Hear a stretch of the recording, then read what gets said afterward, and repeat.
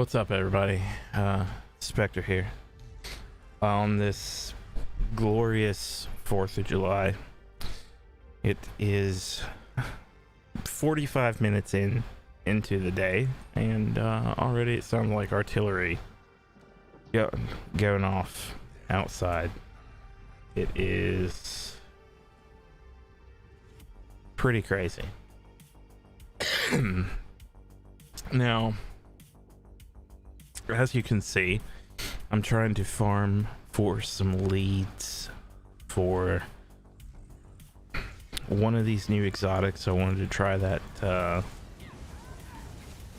DK grind build, but I'm missing the mythic. I said exotic, I meant missing the mythic item, and this lead is ridiculous. It's ridiculous to farm for, so I'm just gonna we're just gonna watch some videos. I've got some videos queued up to watch and talk about while we farm for this stupid lead. So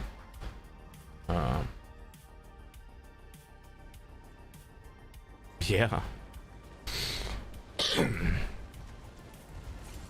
Uh-oh. That wasn't nice.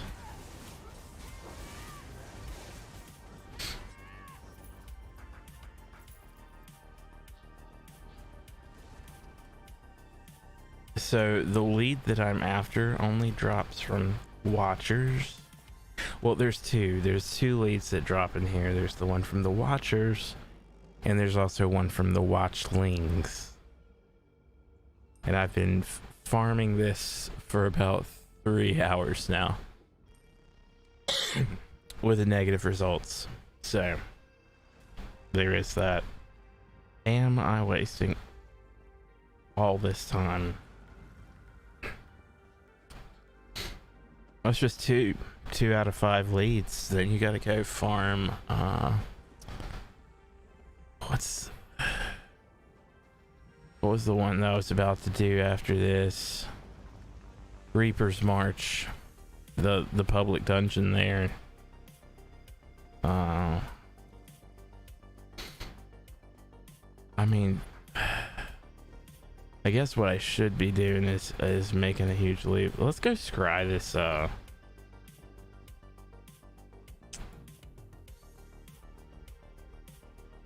enchanting station that I just picked up.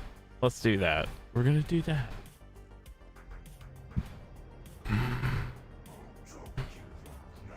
After we participate in this, because it sounds like the boss is about to kick off.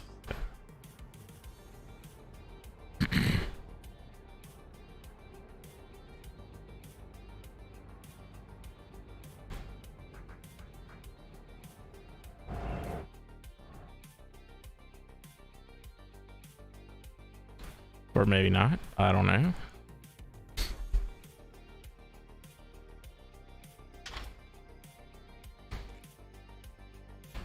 We'll know here shortly. Maybe.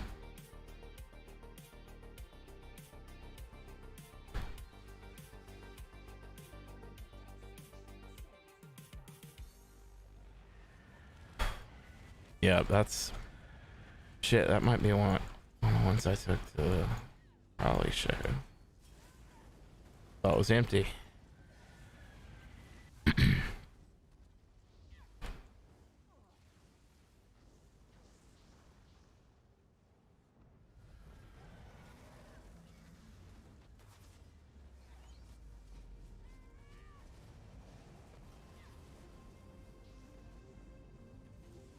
Now, these stupid things have like a damage shield mechanic, which would you see when we're gonna get him to, I think it's 80.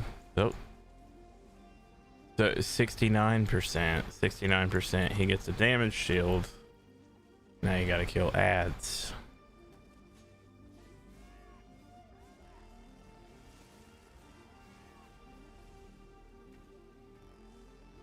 Which is fine, because I need resources, and repentance is a good way to get resources back. If there's a lot of trash laying on the ground, a lot of corpses and shit.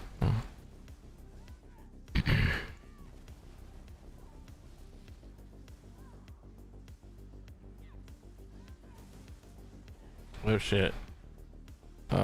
Always make sure you're hitting your heels. Uh-huh. Oh. Got that shield back. Hello. There it is again. Maybe. Maybe. Beautiful.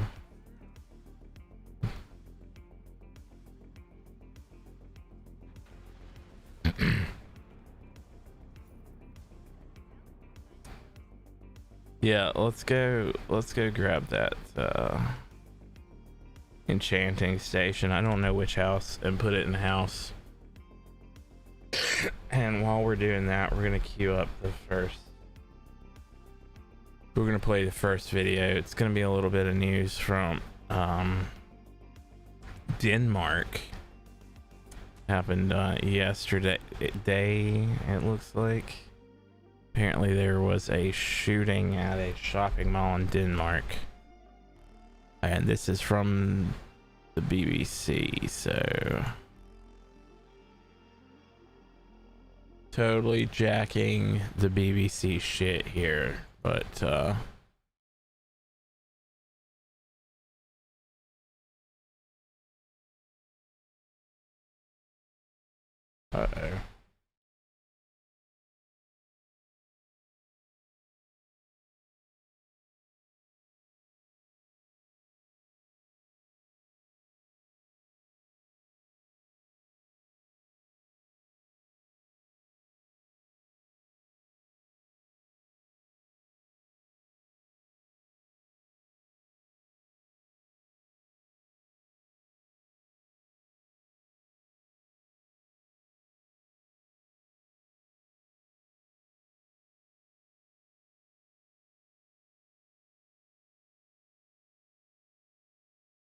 That's it. Okay.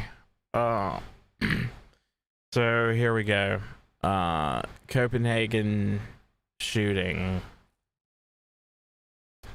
Police can't rule out a terror motive, so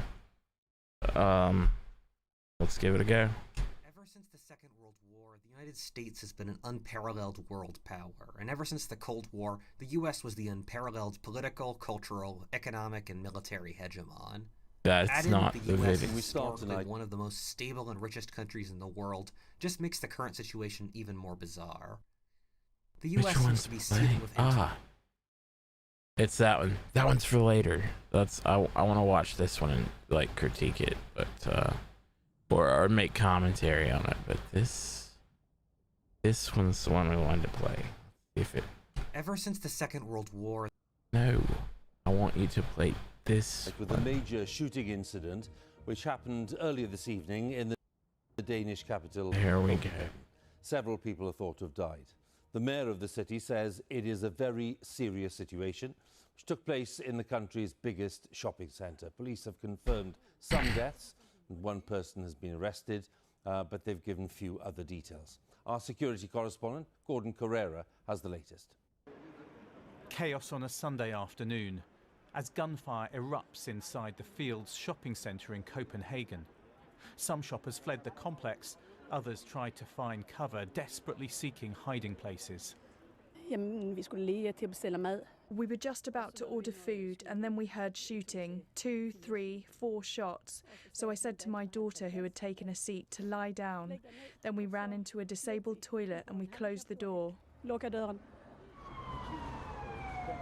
Outside, police and emergency services raced to the scene, closing off the shopping centre.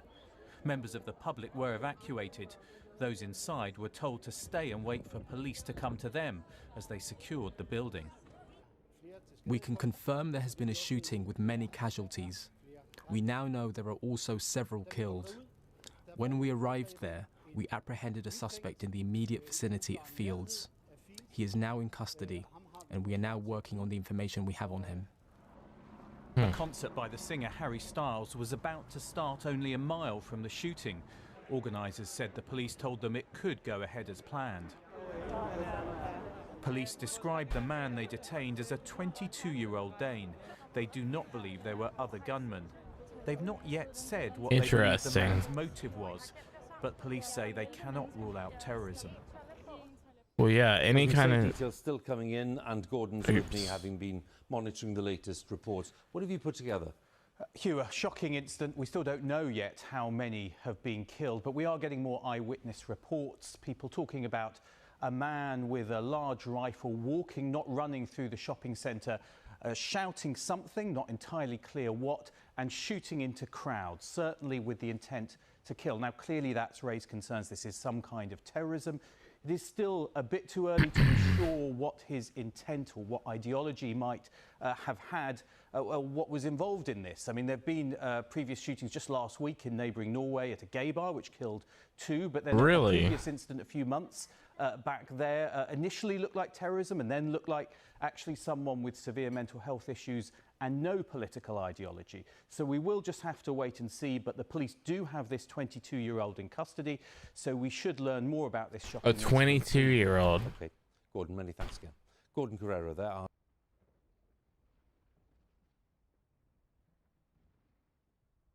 Norway gay bar shooting. Let's see this one. I was unaware of this.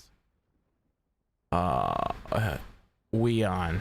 So this is an Indian news source. See what they have to say about it. And in Norway's Oslo, a gunman went on a terrifying rampage in a gay bar and surrounding streets, killing 2 persons and seriously injuring at least 21 people.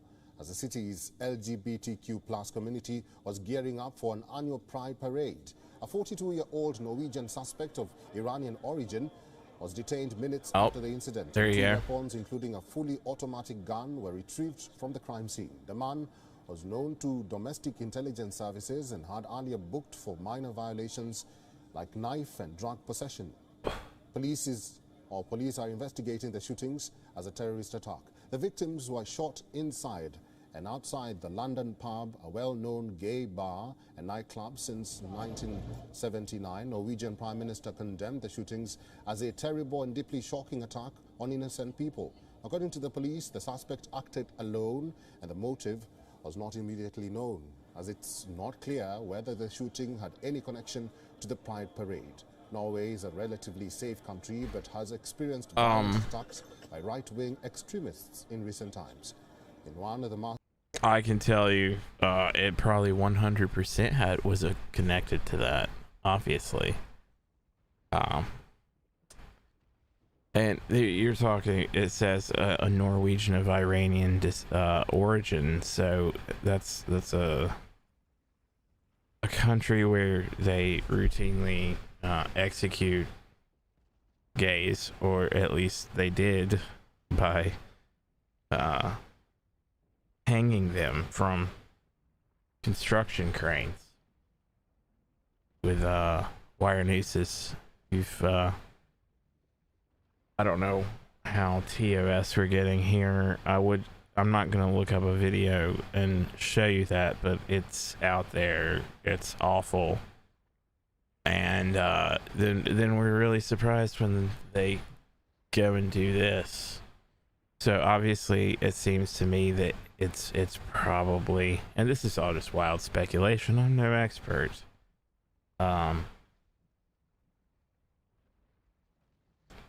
probably either a closet gay dude who's just for socio-religious whatever reasons can't come to terms with his own sexuality and goes crazy, or just a dickhead who's wanting to kill as many people as possible, straight up psychopath. Either way, these mass shootings, I just think we ask the wrong questions after every single one of these events. What is it about society now that is causing people to want to murder random strangers in one of the most brutal ways possible? that's the question that I want to know the answer to, and I feel like that's an important one to know the answer to, but it gets brushed aside while we debate.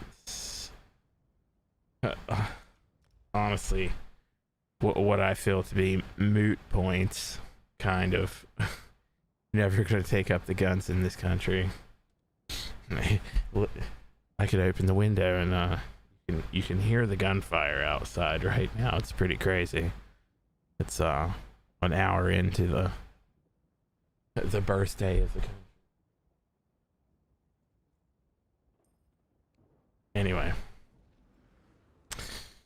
so mass shootings in Europe where they have strict gun laws. I'm just saying, nobody wants to say that, but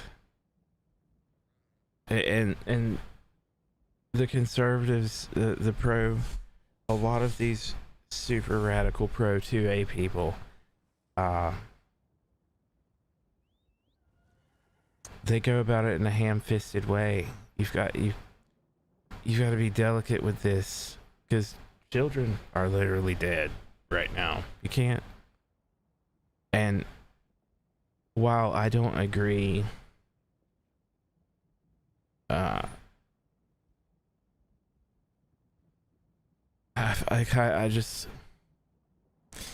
have my view, and that's what it is, and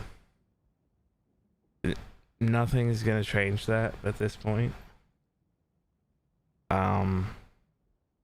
And it's evolved from what it used to be. So I feel like life is a continual journey of discovery and curiosity and evolution.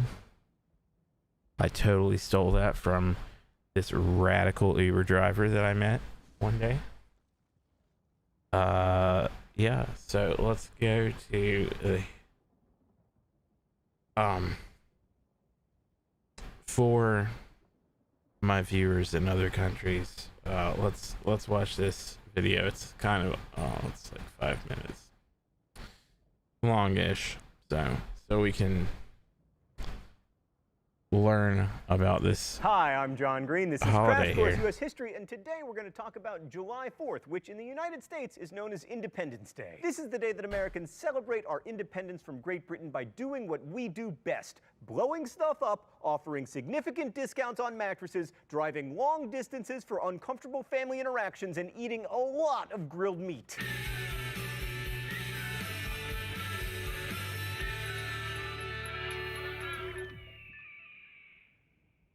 Right, so the story goes That's that a the red-tailed founders of hawk. this nation signed the Declaration of Independence on July 4th, 1776, parting ways with King George to found the freest, finest nation on the face of the earth.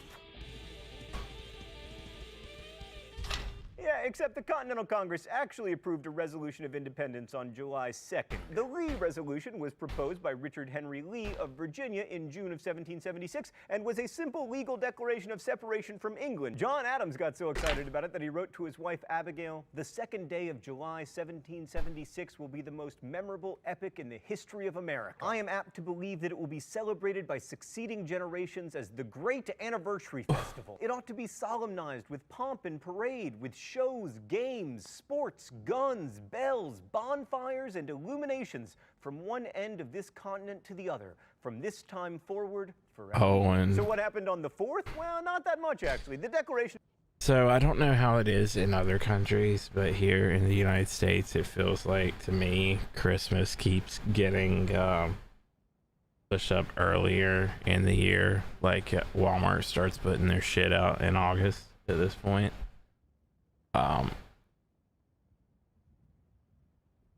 Maybe I don't even really go to stores too often anymore, so it might even be earlier. Point is, the commercial aspect of this country,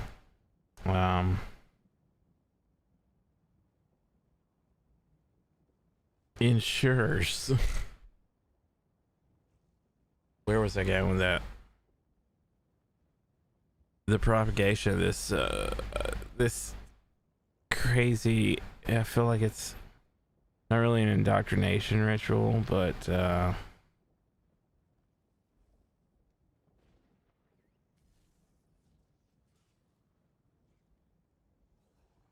look at what's going on in the world right now. But this is the kind of thing that we Americans use to puff up our chests and say that we're the greatest country in the world, which it's not as bad here as you would believe in the media. I really don't think. I think the vast majority of my interactions with people, except for the one guy who was talking about shooting up a mall or a bus station, or I don't know what he was talking about shooting up, but he was doing it on TikTok, or something, some streaming site. I think the general sentiment is most people just want to go about their day, and that's all I want to do. And I feel like as long as you go do that in a kind manner and treat others with respect, that's not saying be a pushover, but generally there's not a whole lot of shit that involves me that requires me getting involved in it. Anyway, that was kind of a rambling aside. Play the video. Of Independence was the formal announcement of independence, and its text was approved on July 4th, 1776. The fancy parchment version with all the pretty calligraphy wouldn't get drawn up until July 19th, and most members of the Congress signed the Declaration on August 2nd. Adams may have been wrong about the date, but he was definitely right about the celebration. Americans started celebrating the 4th of July as early as 1777, and as Adams predicted, the holiday was observed with feasts, you're doing well out 13 there. salutes, and fireworks. Why don't we call them illuminations anymore, Stan? You know, people can Illuminations. say, like, oh, we put a man on the moon and we can refrigerate our meat now, but I miss the old days. Anyway, in 1778, George Washington celebrated the 4th by giving his soldiers a double ration of rum, and also there was much more shooting than usual. But while the people celebrated the anniversary from the beginning, the federal government took its sweet time in formalizing the holiday. Independence Day became an unpaid holiday for federal employees in 1870 and became a paid day off in 1938. 4th of July observances have evolved over the years, but they generally involve patriotic displays, including decorations. 1938? That's crazy. And we think we're living in the height of capitalism now. They didn't even, thanks Chong, I'm sorry if I butchered your name. Anyway, they think we're living at the height of capitalism now. You didn't even get national holidays paid off back in, that's like pre-World War II. That's like the year before World War II kicked off. Anyway, that's wild. I didn't realize that. Rations, fire, and explosives. Essentially, we celebrate our independence by having a one-day fake war each summer. Huzzah! Freedom tonight. Is that what it is, Early though? observances were marked by huge bonfires, but the litigious nature of modern American society has great... It is, and I hate to keep pausing the video, but it is insane that we celebrate the birth of this country that way, and it's insane that people who live here, who have lived here all their lives, don't understand this concept. You know, like, they're shooting off fireworks. Yeah. Guess what? They're not alone. Everybody's shooting off fireworks. Enjoy the show. Obviously, if something catches on fire, we want to know about that. If somebody gets shot, we want to know about that.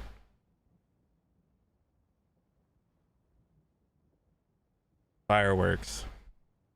reduce the number of bonfires. However, we still have a lot of fireworks on the 4th of July. Many cities and towns across the country sponsor fireworks displays on the 4th. New York's fireworks display is the largest in the nation. Despite the grandeur of these officially sanctioned displays, many individuals across the nation feel the need to blow stuff up on their own in their yards because, you know, they have all of their fingers, and that seems like too many. Many states have restricted the sale and personal use of fireworks, freedom haters, but would-be patriots find their way to marginal neighborhoods every year to buy fireworks out of the backs of vans. In my neighborhood, these personal pyrotechnics... Or more accurately, what you do is you just drive to a state. You're usually never more than a state away from where something's legal, unless you're, well, actually that's not even true with Virginia. I haven't done it now here in the South, but well, I'll have to look in that geographically. But anyway, point is, you want illegal fireworks, which would be your aerial fireworks, as well as any kind of explosive, like an M80. That's what you would typically see in the movies of people pranking folk with the firecrackers. That it's like a little mini pipe bomb. And then you've got the ones that just it sounds like, I don't know what those are called. Might be getting my fireworks mixed up, but fireworks, everybody's got them. Everybody gets those illegal fireworks too. And you know what? This all started last night on the 3rd. It's gonna be like this all week. July 4th is like at least a week-long thing now, if not more. Okay. Celebrations start in about mid-May and continue well into August, causing my dog to have a very stressful summer. John Adams' prediction about gunfire holds true as well. On most military bases, 50 gunshots, one for each state, are fired at noon on July 4th as a salute to the Union. And in Stan's neighborhood, where you go to buy the fireworks out of the backs of vans, celebratory gunfire is common throughout the year. Here is an actual bullet hole in Stan's actual window. Stan, can we get the Libertage again? In the 19th century, many ex-presidents celebrated the 4th of July by dying. Both Thomas Jefferson and John Adams died on July 4th, 1826, and James Madison died on the 4th of July in 1831. Calvin Silent Cal Coolidge was born on July 4th, 1876, but as he was never demonstrably alive, no one really cares that much. Finally, lest we forget, Americans also celebrate the 4th of July by eating. Millions of Americans host cookouts to celebrate independence, and the greatest spectacle in professional sports happens. That is a hallmark of the festivities, is the good old cookout, or if you're a Yankee, the barbecue. It's a cookout. It's what it is. Cooking on a grill of some sort, and charcoal preferably. Anywho. Every year on the 4th of July. I am referring, of course, to the Nathan's Hot Dog Eating Contest. The current world record is 68 HDBs, hot dogs and buns, in 10 minutes. That means the world record holder, Joey Chestnut, consumed about 28,500 calories in 10 minutes. But don't worry, he threw it up shortly thereafter. So happy 4th of July from all of us here at Crash Course. We may not celebrate American independence on the right day, but I would argue that in spite of it all, it's still worth celebrating. Thanks for watching. I'll see you next week. Boop! Crash Course is produced and directed by... Well, that was cool. Stan Muller. The script supervisor is Meredith Danko. Our associate producer is Danica Johnson. Today's show was written by Stan. And our graphics team is Thought Cafe. Every week there's a new caption for the Libertage. If you'd like to suggest one, you can do so. That's crazy. You can also ask questions about today's video. I do enjoy a good, like, YouTube is the new TV. Now. You can watch whatever you want on YouTube. Anybody can make a show. Case in point. Oh. But yes, so international viewers, that is what the holiday's all about here in the States. It's about drinking, grilling food, and blowing shit up. And they've already been doing it outside. I've heard some. I've heard some fireworks and some gunshots. So we're off.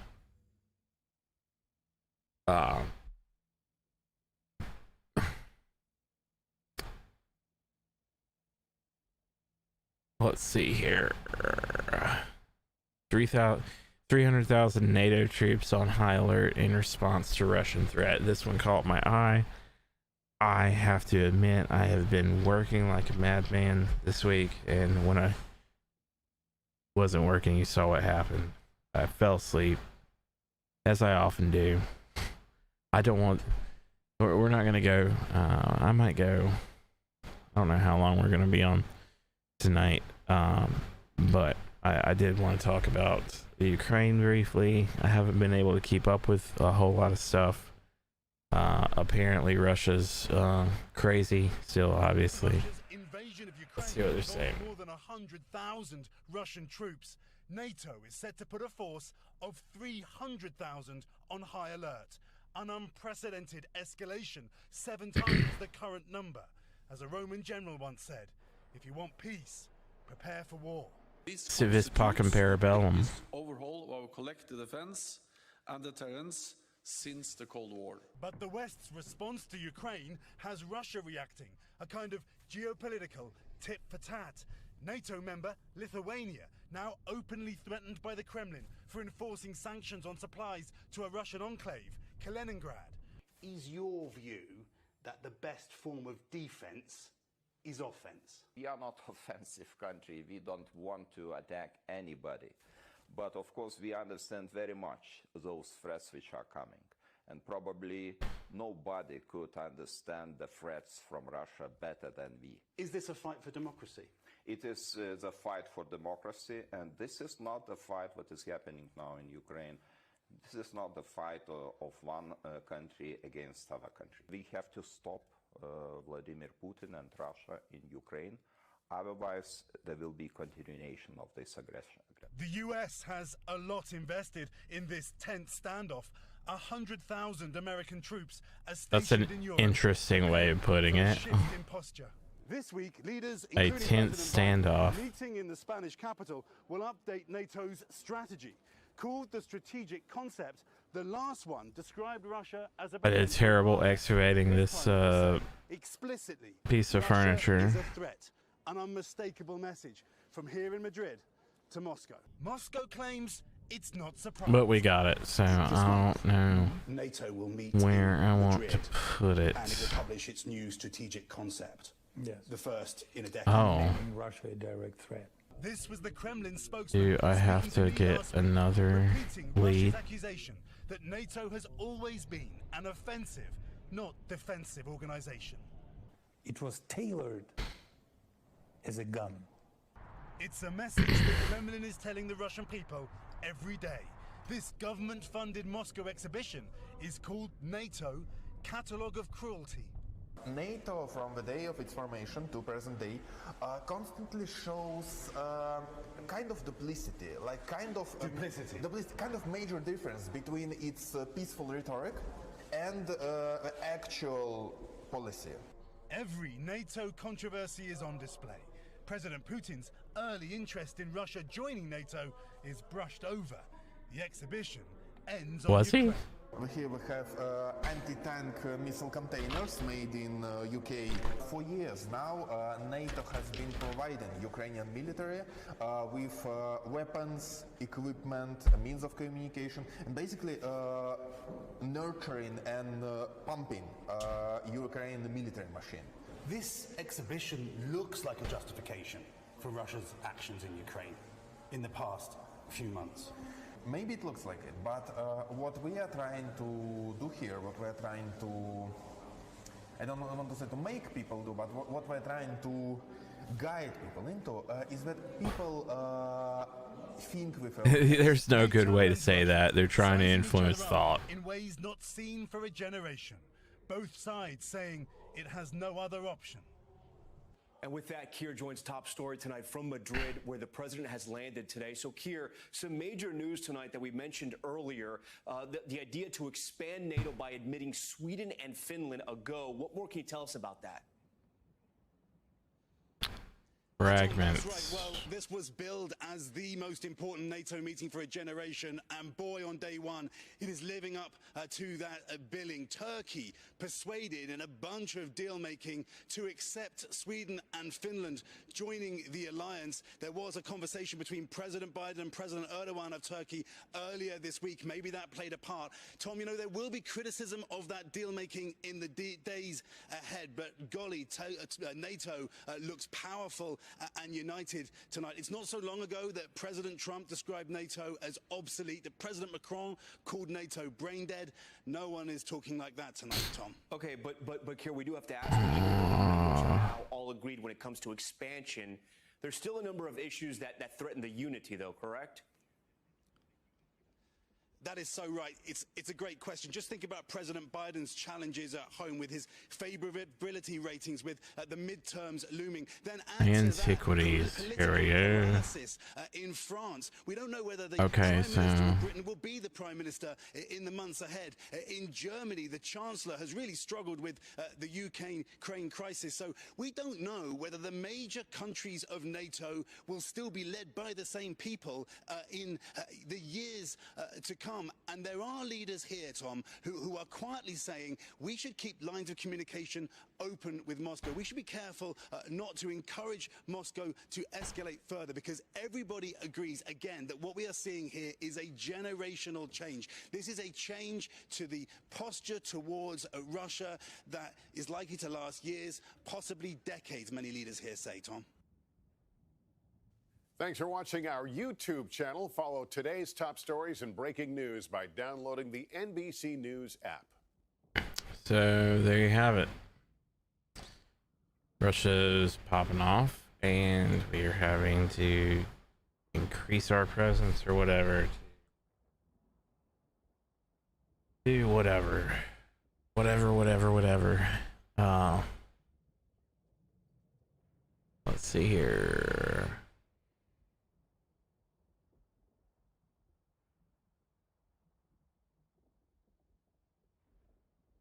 Scary times. Oh, that's what this next one is. Come on. Got it. Yeah. What would happen if Russia and the US went to war? This one's gonna be 24 minutes long, so I'm gonna go ahead and cue it up. I just wanted to play a bunch of videos and like talk about it, and basically a quick stream in since I'll be working every day the rest of this week, I think. Maybe not. I hope not. It's good to not know, because then you don't dread it as much. Anyway, what would happen if the Russia and the US went to war? Let's watch it. President Joe Biden has warned Russia that there would be clear and severe consequences if Russia were to use chemical weapons in Ukraine. But what if that thin red line was crossed? What if the US and Russia were to go to war over Ukraine 2 hours before war?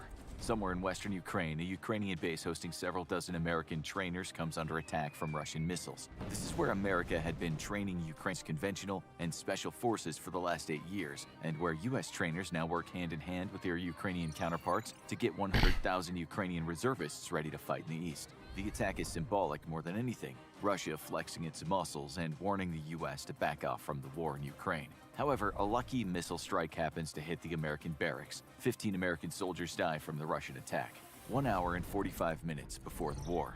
The casualties are quickly confirmed and relayed back to Washington, D.C. via the U.S. military's advanced extremely high-frequency satellite network. The constellation of 6 satellites sits in geostationary orbit and relay data via jam-resistant communication links for the U.S., Canadian, Australian, Netherlands, and British militaries. News of the casualties are on the president's desk just 2 minutes after the attack occurs. President Biden immediately calls for an emergency session of Congress, 15 minutes before war. The deaths of U.S. service members is unacceptable to the American people. Russia has been warned that any attack against American supply convoys or personnel would be an attack on America itself. With a few dissenting votes, the American Congress approves a formal declaration of war against Russia, with the stated intent of neutralizing Russian forces inside Ukraine and preventing them from re-entering the country. 5 minutes before war. Addressing the world and the nation via the White House Oval Office, President Joe Biden announces a declaration of war by the United States of America against the Russian Federation. He makes it clear that the military objectives of this war are to neutralize Russian forces in Ukraine and liberate the eastern occupied regions. U.S. ground forces will not be entering into Russia itself. This is an attempt to limit the escalation of hostilities and prevent an immediate escalation to nuclear conflict. As the president is delivering his remarks, the United States military is already on the move. War, Hour 1. From the decks of U.S. ships across the world's oceans, SM-3 missiles modified to carry out anti-satellite attacks fire into the sky. Their targets are Russian military and civilian satellites that help provide communications and GPS navigation to Russian military units. American F-15s aid in the attack, launching their own anti-satellite missiles from high altitude. The attacks are limited and focused. Destroying a satellite in orbit causes a massive debris cloud that can damage or even destroy friendly satellites. Russia, which also has been preparing for the possibility of war with the U.S. ever since the start of the invasion in Ukraine, responds with its own attacks against American satellites. However, Russian weapons are greatly limited in number. Only 2 of the American advanced extremely high-frequency satellites are neutralized in this way. By comparison, Russian GPS is rendered completely ineffective due to kinetic strikes and electronic attacks against the Russian space network. American ships and cruise missile-laden submarines in both the Pacific Ocean and Baltic Sea launched several additional salvos, this time targeting Russian ground and naval infrastructure. Within minutes of President Biden's declaration of war, hundreds of American missiles are streaking toward targets in St. Petersburg, Kaliningrad, and the Pacific naval bases Kamchatsky, Magadan, Petropavlovsk, and Sovetskaya Gavan. An American submarine, having secretly transited into the Black Sea weeks ago, launches its own attacks against Russian naval facilities in Sevastopol and occupied Crimea. Russian air defense units detect the incoming barrage of missiles and begin to go to work. S-400 and older S-300 units track the incoming missiles. American cruise missiles are subsonic and easy prey for advanced air defenses. And Russia boasts some of the best in the world. However, this first salvo is immense, and while dozens of American cruise missiles are destroyed, some manage to slip through the blistering barrage of air defenses to hit their targets. Air defense radars are primary targets for the U.S. Navy, but Russia has defended these well, knowing that the U.S. retains the advantage in the air. Only a few U.S. missiles find their mark, punching holes in the Russian air defense network of Kaliningrad, where most of the strikes have been focused. In the Pacific theater, more U.S. missiles find their targets, given the thinner air defenses there. With the war in Ukraine going poorly for Russia, critical air defense units have been stripped from Russia's less important Pacific theater to bolster its defenses in the east. Most of the Russian ports in the Pacific are rendered unusable. The Russian Navy has a fraction of the capabilities of the U.S. Navy, and its ships are being kept close to home, where they can enjoy the cover of air and ground-based defenses. However, some Russian submarines are on the prowl in the Atlantic and Pacific, and the hunt for these Russian infiltrators is on. By the end of the first hour of the war, U.S. troops in European bases are being recalled from leave for mobilization. NATO holds a hasty assembly, but most of the member nations do not wish to invoke Article 5. This was, after all, prompted by a strike on a Ukrainian facility that happened to hold American trainers. Only Poland agrees to join the American war effort, mostly out of necessity. Poland borders Kaliningrad and Belarus both, and will be pushed into the crosshairs of the Russian military anyway, as it's the only place the U.S. can stage a... And if you've been paying attention to what's going on in Belarus, it's things heating up there. I mean, the Russians might have their coalition, the start of their coalition going. Push into Ukraine. Hour 3. A barrage of Russian missiles is detected incoming at high speed by long-range airborne and ground-based air defense radars in Poland.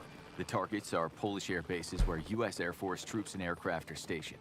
Missiles inbound from Kaliningrad are more difficult to defend against, given the faster flight time. Half managed to evade U.S. and Polish air defenses in the region. The U.S. has positioned Patriot batteries in Poland since the start of the war in Ukraine, but these have been tasked with protecting the Polish Aegis Ashore facility that even now is nearing completion after years of delays and construction challenges. Poland is one of NATO's most important states, given its proximity to Russia and the Russian enclave in Kaliningrad. This means that the powerful Aegis Ashore facility will one day be the cornerstone of one of the most robust missile and air defense networks in the world. But that day is not today. and the facility is still not operational. Russia pummels the construction site with long-range missiles, but missile defenses manage to stem the bulk of the tide. A few slip through, causing some moderate damage that will ensure the facility will not be completed before the end of the war. Polish air bases also take a pummeling, but the ferocity of the strike is not as great as it was feared to be. That's because Russia has exhausted many of its precision weapons in the fight against Ukraine, and crippling sanctions have made resupply impossible. Russia produces almost none of the sophisticated electronics its advanced missiles need, and what started as a massive stockpile of thousands of missiles has been severely reduced. Any that remain will be needed to counter U.S. forces inside Ukraine itself. Hour 8. Aircraft from across U.S. air bases both at home and abroad take to the sky. They're moving to European airfields from where they'll be able to support the offensive against Russian forces on the ground. America's vast fleet of 650 tanker aircraft, the largest in the world, flies orbits around the Atlantic Ocean, allowing shorter-range F-15s and F-16s to make the transit to Europe from the homeland. Hour 36. U.S. mobilization is ramping up, and troops are preparing to move equipment and personnel into transport ships for the journey across the Atlantic. The largest airlift campaign in the world is already in full swing, with American cargo planes ferrying troops and heavy vehicles to Europe. However, even America's impressive logistics fleet is simply not enough to move large enough quantities of equipment for an offensive. For now, Ukraine is on its own, and Russia is pouring all available manpower into the conflict before the U.S. arrives. Hour 40.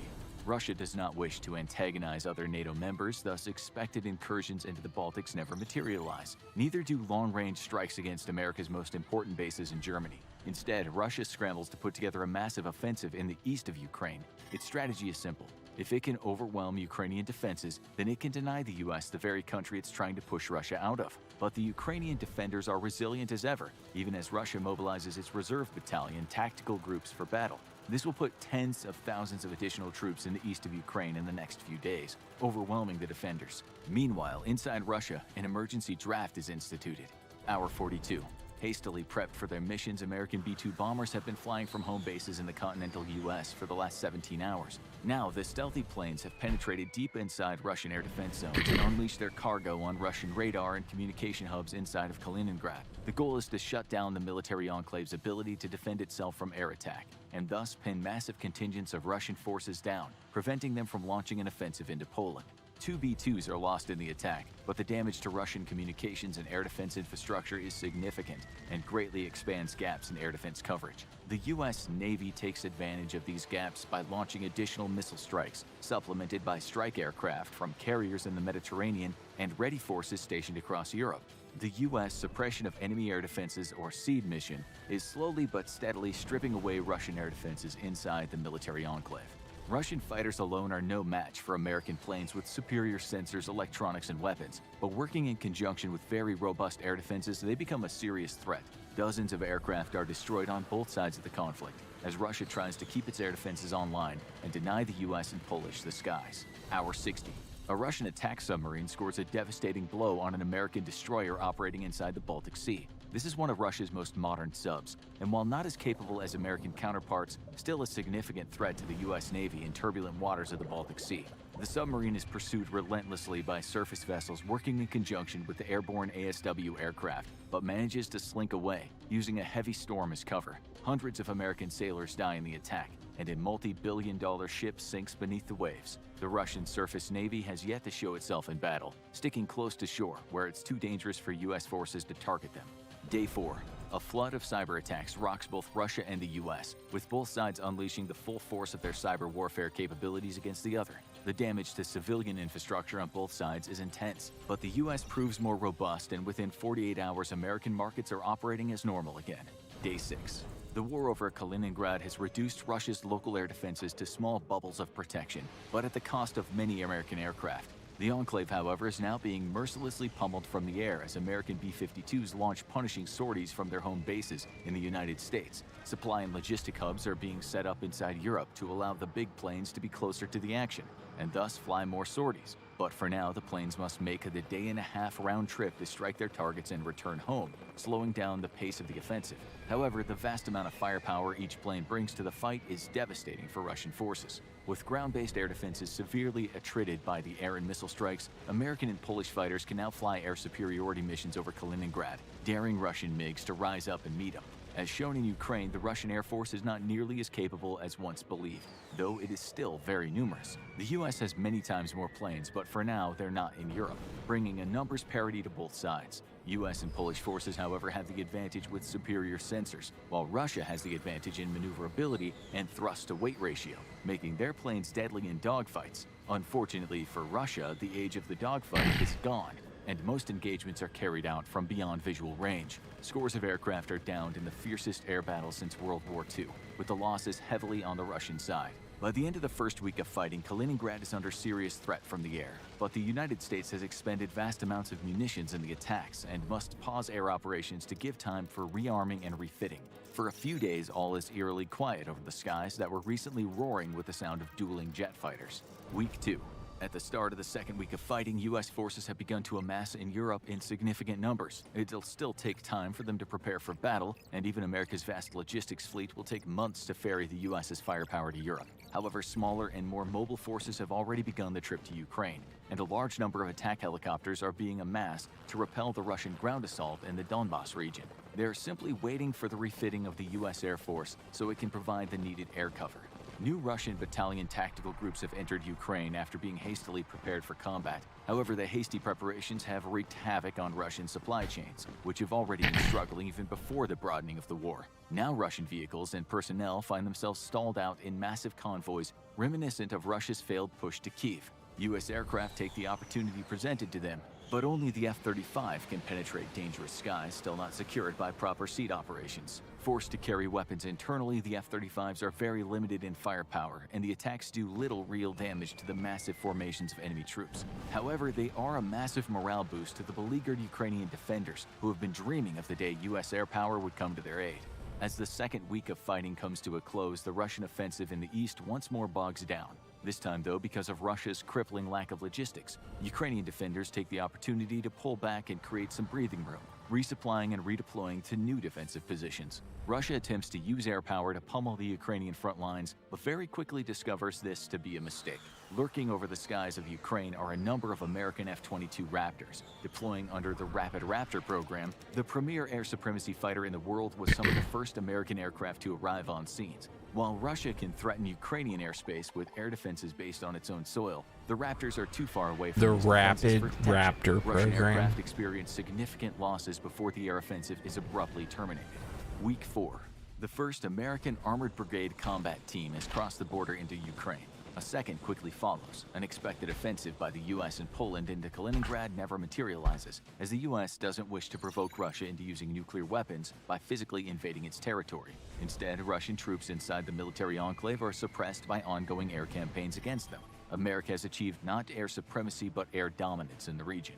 For the first time in history, Russian and American armor clash in combat. Both sides have prepared for this conflict for decades, but after the end of the Cold War, corruption and a weak economy has hollowed out Russia's once formidable capabilities. The first assault comes in the dead of night. U.S. forces down to the individual soldier are all equipped with night vision. Russian forces, on the other hand, only have night vision and thermals on their heavy vehicles, with a smattering of night vision devices across their infantry. America owns the night, and the ferocity of the offensive rocks the Russian forces to their core. Russian battalion tactical groups are massive beasts with a very heavy top-down command structure. U.S. forces, however, enjoy a great degree of autonomy and are encouraged to seize the initiative. While the Russian BTG is superior in numbers, the U.S. attacks using smaller, much more maneuverable forces. The confusion of fighting in the dark with few night vision capabilities only makes the situation worse for the Russian defenders. Russian T-90s, T-80s, and T-72s have struggled against Ukrainian tanks. Against modern M1A2C Abrams equipped with the latest upgrade packages fighting in the dead of night, they're decimated. Guided to their targets by superior sensors and fire control computers, Abrams' silver bullets bore through thick Russian armor, the edges burning away, creating a self-sharpening penetrator that leads to an extremely emotional event for the Russian crew. Russian tanks fire back with cannon-fired anti-tank missiles, but America has sent the very tip of its spear into this first fight. While not every American Abrams has been equipped with the trophy countermeasure system, the tanks leading the charge into Russian lines have been, and the Israeli-developed countermeasures prove an able defense against the few Russian tanks to survive initial contact. The problem for Russian armor is that American tanks are engaging them from greater distances than they're capable of, thanks to the superior fire computers and sights the Abrams are equipped with. While in Ukraine, Russia has failed to use its infantry to screen its armored forces against anti-tank kill teams, the U.S. makes no such mistake, and the offensive is partnered with mechanized infantry forces who quickly engage and neutralize pockets of resistance left behind in the wake of the overwhelming armored assault. Once more, U.S. forces' abilities to see in the dark gives them an insurmountable advantage over the far less technologically sophisticated opponents. Close air support aircraft work in conjunction with the ground assault to pummel Russian positions. Vaunted A-10 Warthogs unleash hell from their massive GAU-8 Avenger 30mm cannons, while F-15s and F-35s provide air cover against a potential incursion by Russian MiGs. Standoff attack munitions have devastated many of Russia's long-range air defenses located in theater, and seed operations have greatly attrited many of the air defenses just over the Russian border that could threaten Allied aircraft inside Ukraine. The campaign has come at a steep cost for the U.S. Air Force and Navy, but the benefits are worth the price, as American close air support aircraft mercilessly pummel Russian positions. Short-range air defenses are much more difficult to target and destroy, and a number of American Apaches fall prey to these and man-portable shoulder-fired air defense weapons. The tough A-10s prove far more difficult to bring down, however, constructed to survive exactly this type of large-scale combat during the Cold War. Overall, though, Russian air defenses managed to score only minor losses on the U.S. air fleet before they themselves are destroyed. While Russia has completely failed to conduct combined arms operations, the U.S. teaches Russia's underfunded and poorly trained forces a masterclass in modern combined arms warfare. Week 5. Additional American Armored Brigade combat teams make the transition to Ukraine. U.S. forces relieve Ukrainian forces along the front of Russia, giving the exhausted defenders a chance to rest and recuperate. The main thrust of the American advance is toward Kherson, with the U.S. forces currently engaged in urban fighting against Russian forces for the liberation of the city. American infantry is well versed in urban combat thanks to 2 decades of fighting in Iraq and Afghanistan, but the terrain favors the defenders. U.S. casualties are significant, but with air superiority and superior training, U.S. forces are pushing the Russians out of Kherson. The local civilian populations that remain in the besieged city welcomes the Americans as liberators and aids them in the struggle against Russian forces, only complicating matters for the Russians. Outside of Kherson, the U.S. Special Operations Forces conduct daily nighttime raids against Russian logistics networks, crippling resupply operations into Kherson. The advantage U.S. troops enjoy during nighttime gives them the significant edge over the Russians, as does the fact that the local civilians throw their full support behind the Americans. Along the Polish-Kaliningrad border, skirmishes are common, but there's no full-scale fighting. Polish forces have created a massive defense front in order to keep Russians from encroaching into Poland. But by now, U.S. and Polish air forces have completely destroyed Russia's air defense networks in the military enclave. Any Russian forces that would threaten Poland come under immediate attack. Losses have been steep for both nations' air forces, but Russia losses have been steeper. Not only are Polish and American aircraft far more modern, but Russia's legacy of internal corruption and poor maintenance haunts it as it tries to fend off constant air attacks. Sortie rates for Russian aircraft plummet almost immediately and never recover enough to create a viable defense. To make matters worse, the shortage of critical electronic components has also crippled Russian air defenses. Already during hostilities with Ukraine, the Russian military was running out of air defense missiles, but now all of its stockpiles for use in case of war with NATO have been nearly exhausted, and there's no domestic replenishment available. Within another week or 2, the Russians will be reduced to Cold War-era anti-aircraft cannons, which are completely ineffective against high-altitude targets, though still pose a threat to low-flying aircraft. At the end of We've already been seeing those being used in Ukraine. The first month of fighting, the Russian military is in dire straits. It's already exhausted by 2 months of fighting in Ukraine. The majority of U.S. ground combat power is not yet in theater, but well on its way, and what elements are already operating inside of Ukraine are putting incredible pressure on demoralized and exhausted Russian troops. U.S. losses are light, Russian casualties are steep, and many of its gains in Ukraine are being reversed. The U.S. has yet to initiate a large campaign against Russian forces, waiting until the bulk of its fighting units are inside the country before launching a massive blitz across the 800-mile front in the east of the nation. For now, the Americans are reinforcing Ukraine's exhausted defenders and relieving them for much-needed reconstitution and resupply. Only in Kherson have the Americans launched a true offensive with the goal of opening a corridor to Crimea. Week 6. Ukrainian forces and their American allies end the Russian occupation of Kherson. The city is the only place U.S. forces have sustained significant casualties. All along the wide-open plains of eastern Ukraine, American forces have remained in defensive postures, repelling initial attempts by the Russians to push them back. Now the front settles into a strategic stalemate as the U.S. waits for the arrival of the bulk of its firepower.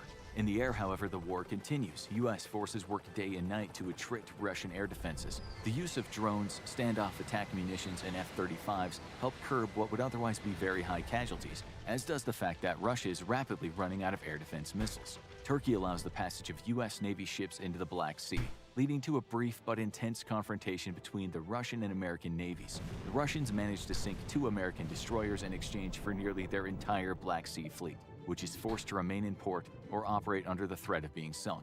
Those ships are soon destroyed at their moorings by the American stealth aircraft. U.S. Marines arrive in Odessa to bring preparations for an amphibious assault into Crimea. Week 9. In one of the fastest mobilization efforts in history, the United States has surged vast amounts of combat firepower to Ukraine over the course of 2 months. The battle for Ukraine is ready to begin in earnest. Week 10.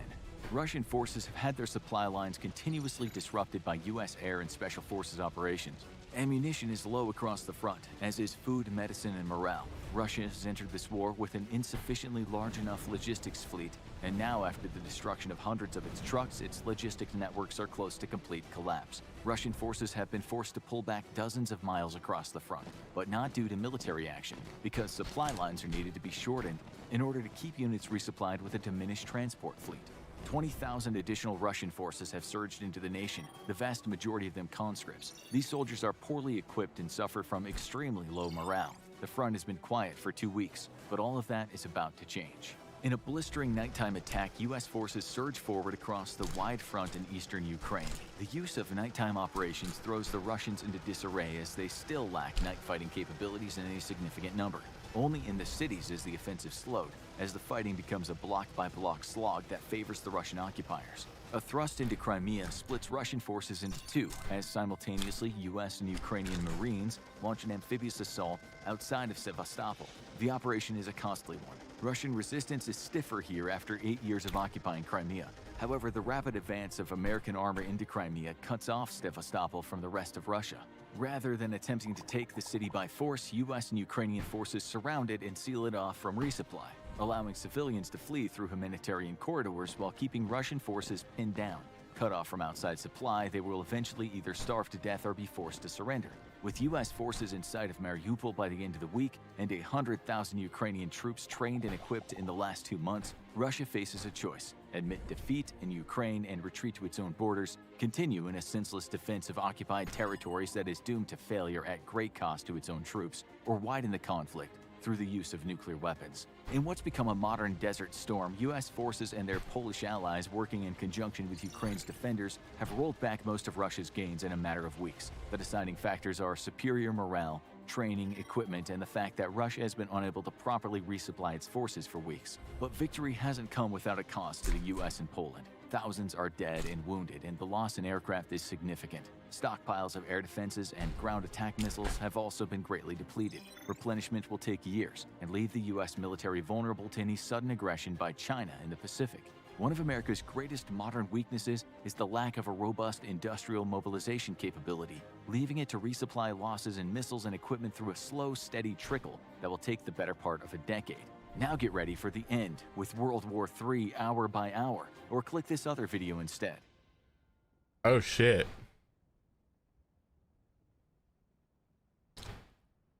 We might as well watch that one too. But victory hasn't come without a cost to the U.S. and Poland. Thousands are dead and wounded, and the loss in aircraft is significant. Stockpiles of air defenses and ground attack missiles have also been greatly depleted. Replenishment will take years and leave the U.S. military vulnerable to any sudden aggression by China in the Pacific.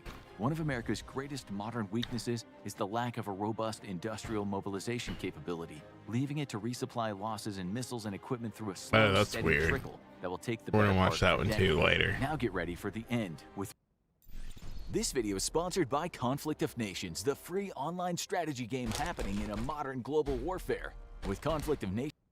So yeah, that's wow. That could be what we're headed towards soon. And I sincerely hope not, because wide-scale conflict like that in this information age, unthinkable, unfathomable. But here we are. nations, you'll take control of a real country in the late 20th and early 21st century and field the absolute most cutting-edge military technology as you fight for world domination.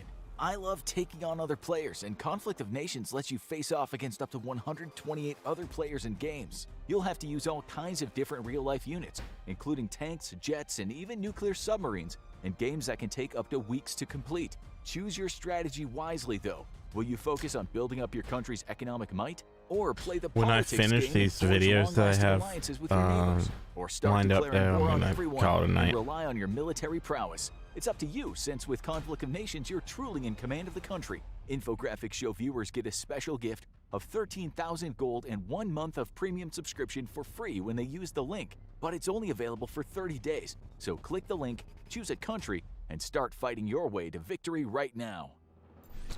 Hour 1.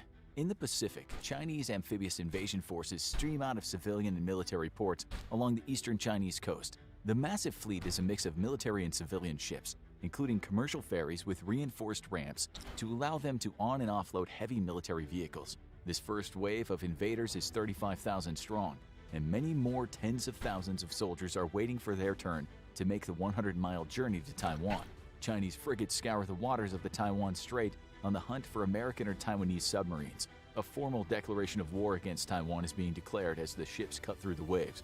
And though no declaration of war against the United States is prepared, it's fully expected that the United States will honor its commitment to defend Taiwan from invasion.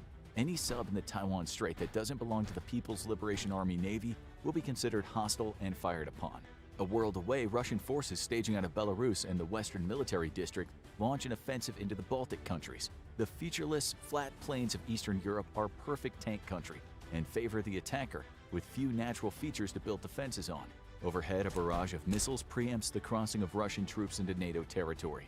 Hundreds of ballistic and cruise missiles fly across Eastern Europe, aimed at NATO airfields, supply depots, and troop staging areas. Aegis ashore facilities and other anti-missile defenses begin to light up the sky with their own counterfire. The average success rate of missile defense systems averages between 50 and 60%, but that still means over 100 missiles find their targets, cratering airfields, destroying fuel depots, and killing hundreds on the ground. But NATO hasn't been blind to the buildup of military troops by Russia, and the moment the first wave of missile strikes are detected and still in the air, NATO responds accordingly. The skies are so crowded with missiles for a few minutes that it's unsafe for NATO or Russia's combat air patrols to operate in the region, and they take to low altitude for safety. NATO's missiles have better precision than Russia's missiles, but Russian missile defenses are slightly more effective than NATO's. In the Pacific, China launches nearly 600 missiles in the span of an hour, the largest missile barrage in human history. These missiles target Taiwan's military and civilian airfields, hangars, command and control nodes, and electric power plants. However, a significant number of them also target American air bases in Guam, Japan, and South Korea. American and Taiwanese missile defenses put up a brave fight, but the overwhelming fire is too much, and many of the missiles find their marks. Guam is cratered by ballistic missile strikes, and America's largest military base in the Pacific is temporarily knocked out of commission. Thousands die on the ground. Further missile attacks target American naval vessels operating in the Pacific. China has needed 4 months to prepare its amphibious assault fleet, giving the world plenty of time to prepare for the coming war. The U.S. now operates 4 carrier groups in the Pacific, with a 5th in reserve along the American west coast. As American satellites detect the start of the Chinese attack, a warning is sent across the entire American Pacific Fleet. The carriers now move at full speed, taking random and aggressive turns, all in an attempt to throw off the targeting of China's missiles. American cyber and electronic warfare operations, however, are already underway. Targeting China's recon and targeting assets, they succeed in degrading the accuracy of China's missiles, but the sheer number of them still makes them a serious threat. As the missiles re-enter the atmosphere at several thousand miles an hour, American missile defenses put up a wall of lead and steel, with escort cruisers knocking out Chinese missiles with their own SM-3 missiles. When the smoke clears, 1 American carrier has been sunk, 2 have been seriously damaged, the 3rd has suffered only minor damage. Many of the carrier group escorts, however, are severely damaged or sunk. The U.S. Navy has just experienced the largest single-day loss of life in its history. Hour 2. On the ground in Eastern Europe, Russian forces are making contact with the first line of NATO defenses. The NATO Rapid Response Force has dug in best as it can along the eastern flank of Lithuania, Latvia, and Estonia. But the flat ground doesn't give much defensive advantage to NATO. NATO tanks are on the whole more modern and more capable than Russian tanks, thanks to crippling sanctions imposed on Russia after its annexation of Crimea in 2014, and additional sanctions in 2022 after its invasion of Ukraine. Other than destroying the Russian economy, the blockade of computer chips from major manufacturers such as Taiwan have been a devastating blow to a military already suffering from worn-out and poorly maintained equipment. This has had a cascading effect across the Russian military, as much of the smart tech of modern militaries relies heavily on computer components, which Russia is now forced to manufacture domestically.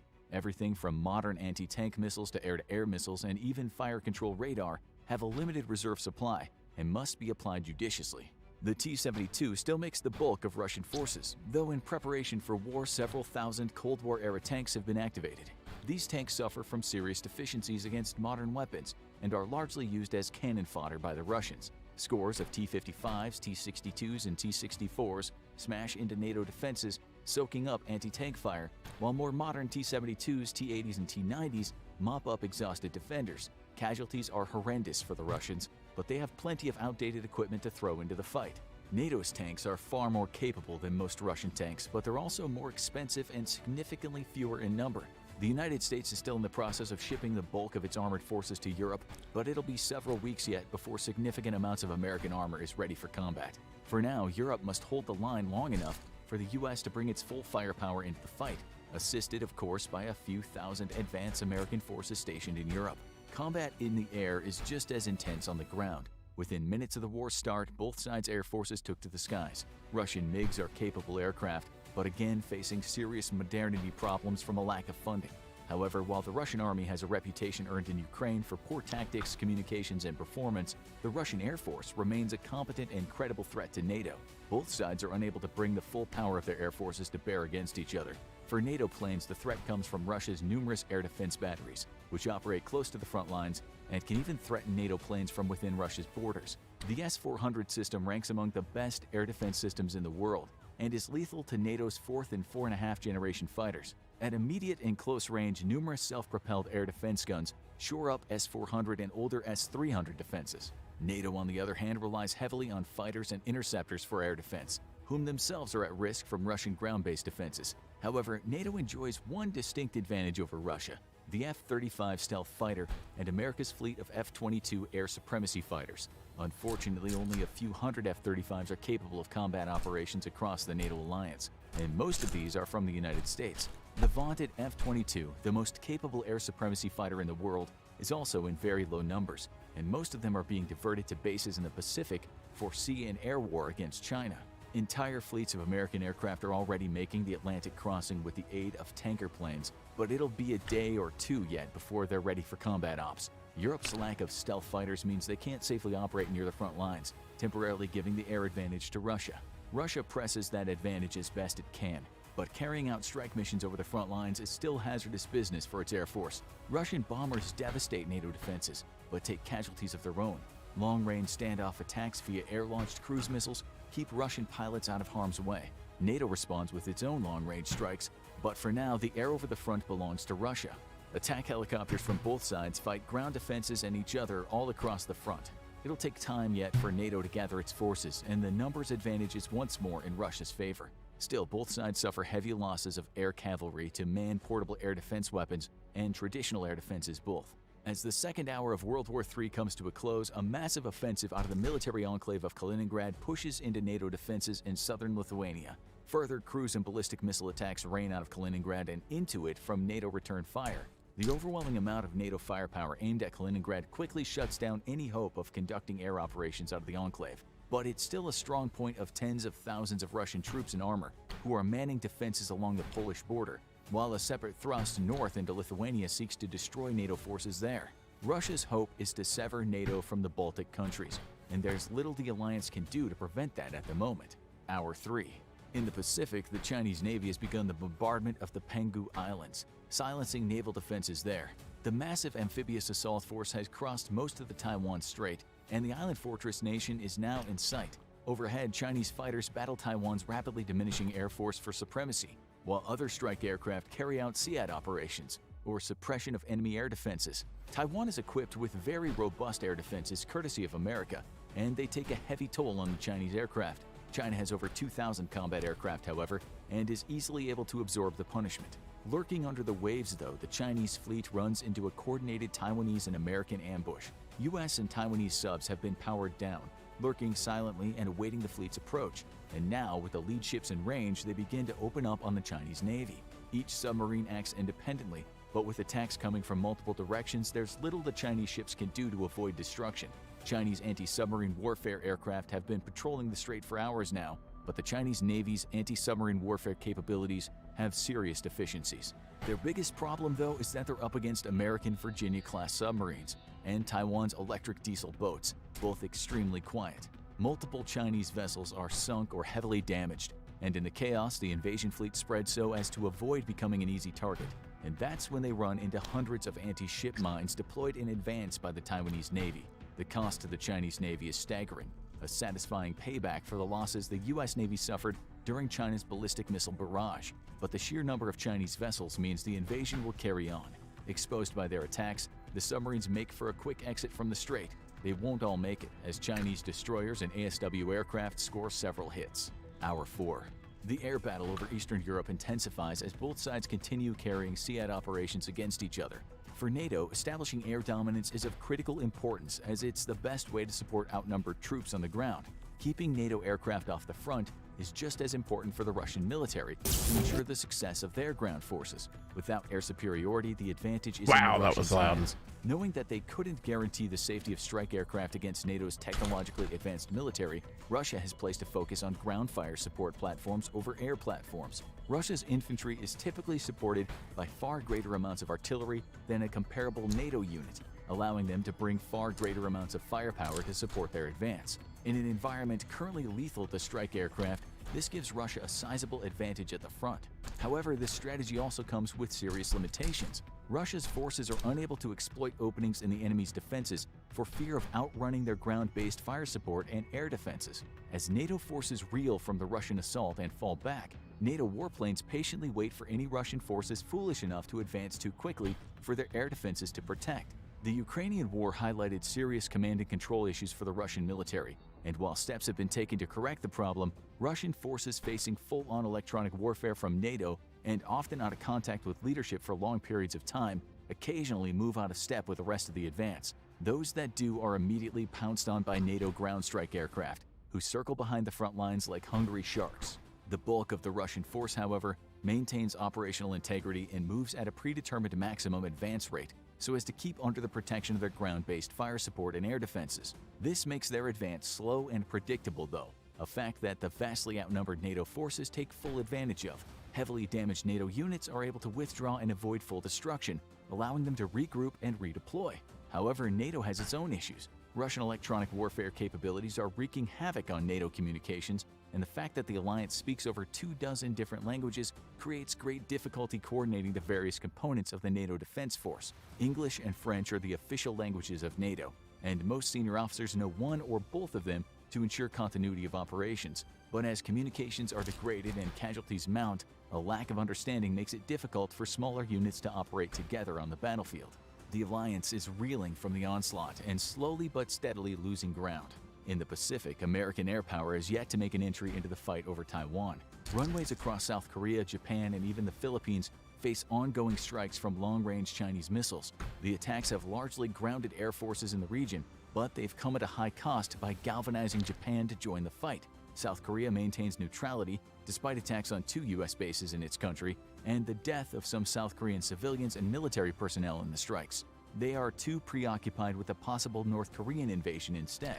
The Philippines remain similarly neutral despite their defense pact with the United States. Wary of joining the U.S. against China, countries all across the South Pacific are delaying their decisions on which side to back, as confidence in a U.S. victory is shaken by the losses incurred by America in the opening hours of the conflict.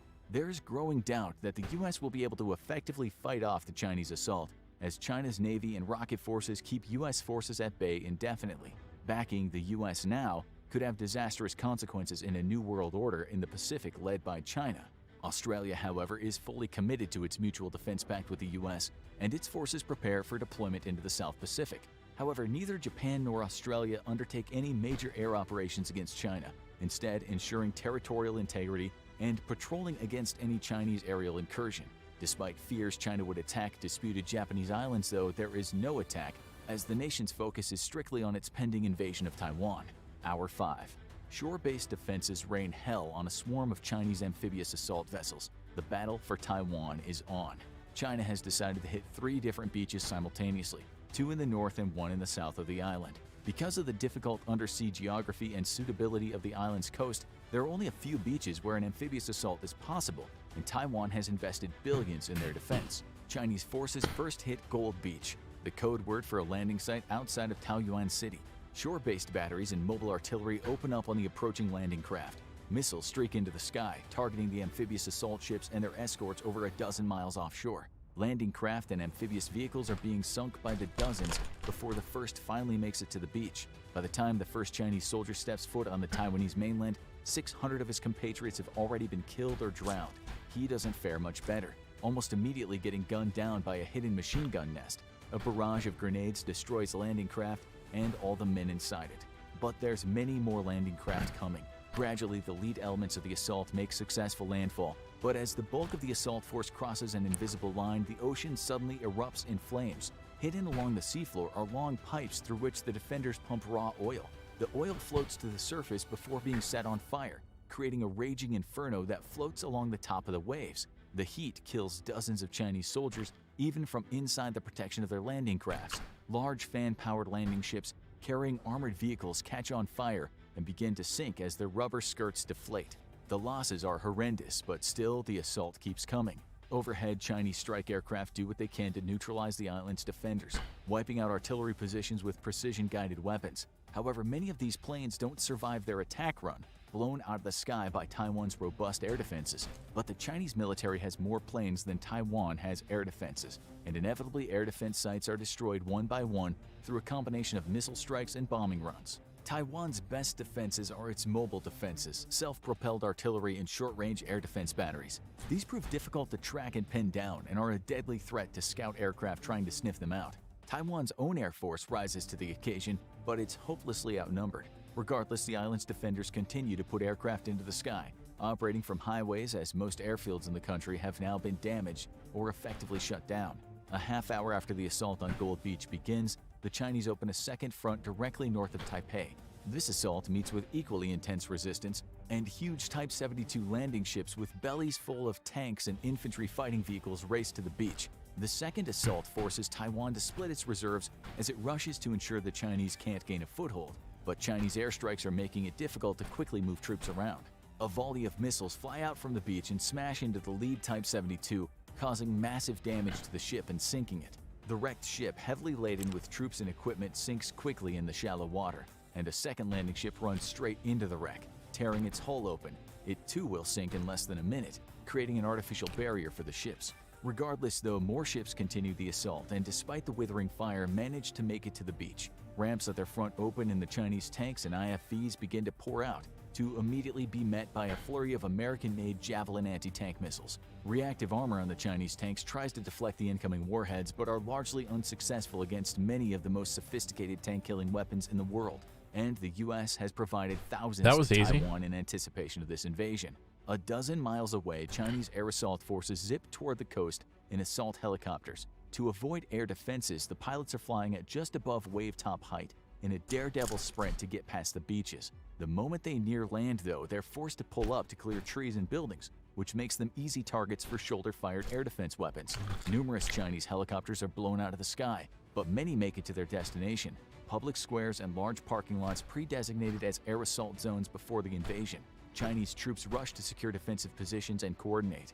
Their job is to seize key infrastructure across the invasion front and put pressure on the defenders' flanks. Taiwan counters with its mobile reserves, specifically kept out of fighting for just this reason. At several landing sites, Chinese troops are slaughtered as they're quickly overwhelmed, but the Chinese air assault manages to hold on to a few of its landing zones. The surviving assault helicopter fleet is already well on its way to the mainland and amphibious assault ships offshore to pick up more reinforcements. Taiwan holds the beaches, but under intense air attack, they'll be unable to fend off the Chinese troops for long. Hour 6. Somewhere deep behind Russian lines, a series of explosions lights up the early morning sky. Critical air defense radar immediately goes offline. More explosions 30 miles away eliminate a Russian command post. Flying at tens of thousands of feet over war-torn Eastern Europe, 2 American B-2s secretly forward deployed to Europe make their way back to friendly lines. They've flown a zigzag course to their targets, always presenting their stealthiest side to enemy radar. Russian radar technicians picked up an intermittent contact of something, but were unable to provide a firing solution to air defenses. On the way back to friendly lines, though, the B-2s are slightly more visible to ground and airborne radar, and several interceptors are vectored in on their approximate location. As they near the B-2s, their radars struggle to get a weapons-quality lock, as the B-2s take evasive action and defeat enemy radar by angling away from it. Still, it's only a matter of time before Russian MiGs have sniffed out the general location of the bombers and closed in enough that no amount of stealth technology can prevent a good lock. Suddenly, the lead MiG picks up a missile lock warning. Instinctively, he dives his plane, picking up speed and hoping to confuse the incoming missile with ground clutter. There's more warnings across the fleet of incoming interceptors as the MiGs attempt to scramble. The dividing MiGs desperately try to outmaneuver or outrun the incoming missiles, but the short detection range spells doom for many of the pilots. One by one, MiGs are blown out of the sky, with a few surviving and backing off the vulnerable B-2s. Somewhere in the dawn sky, a formation of American F-35s wheels to cover the B-2's retreat. They're some of the few operational F-35s NATO has in service, and though deadly to Russian air defenses, are too few in number to significantly alter the air war. The B-2s must also be used judiciously, as they too are few in number to significantly damage Russia's ability to fight. Hour 24. It's been 1 day since the start of the Third World War. Thank you, The House. Sino-Russian alliance has pushed NATO back significantly in the Baltic states as America rushes to recall troops on leave and prepare to embark reinforcements to Europe. It'll take weeks for the U.S. to be ready for ground operations, even with the world's largest logistical fleet preparing around-the-clock flights to Europe.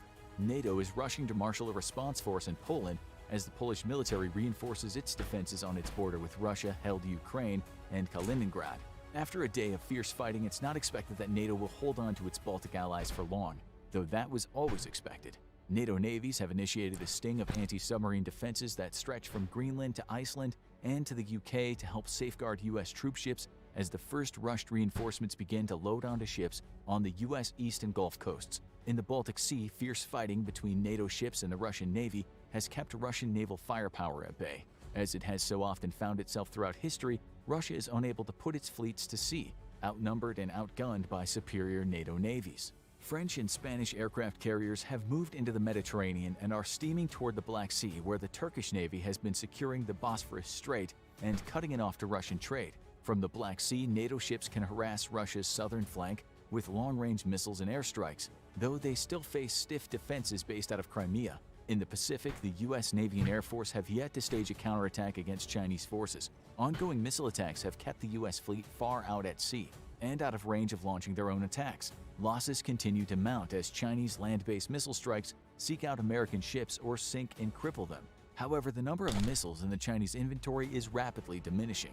On Taiwan, the first 2 beach assaults have failed, leading China to cancel their assaults. Over 5,000 Chinese soldiers lie dead on or just off of Taiwan's northern beaches. Chinese air assaults have met with similar failures, but thanks to fierce air support, 2 of the landing sites remain in Chinese control.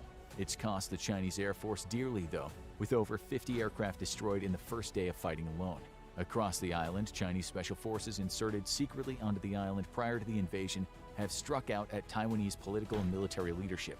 Several prominent politicians are either under arrest or dead. Efforts to evacuate senior Taiwanese leadership to the mainland, where they can be used for propaganda purposes, have ended in failure, and Taiwan's president remains out of grasp of Chinese kill teams. Rather than allow Taiwan to recapture officials, Chinese special forces execute them.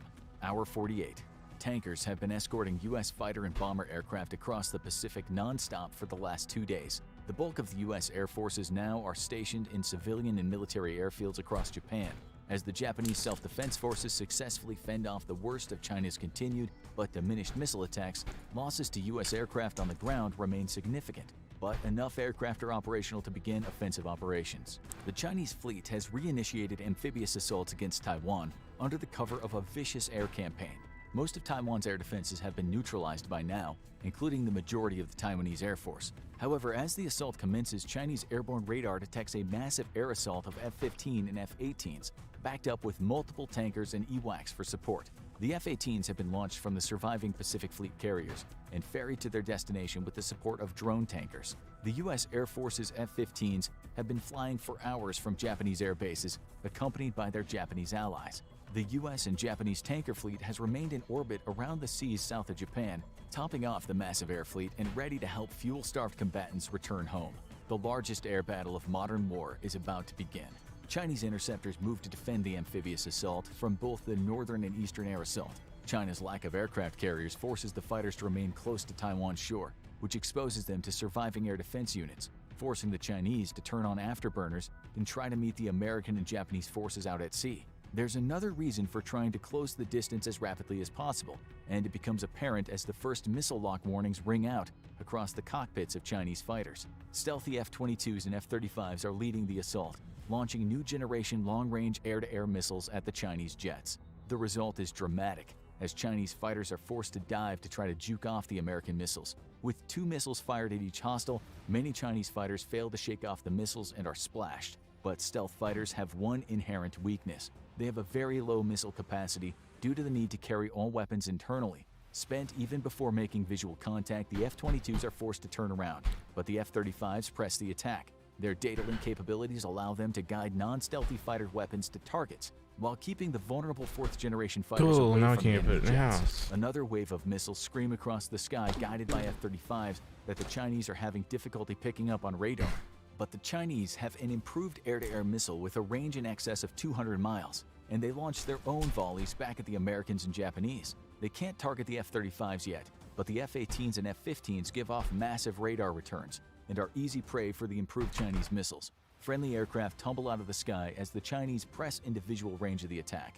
The F-35s immediately break off. They're not built for close-quarters combat. The F-15s and F-18s, however, are. Chinese J-10s, J-16s, and Su-30s are fine aircraft, but the F-15 Fighting Eagle has proven it is the superior machine in conflicts around the world. For every F-15 down, 4 enemy aircraft are splashed.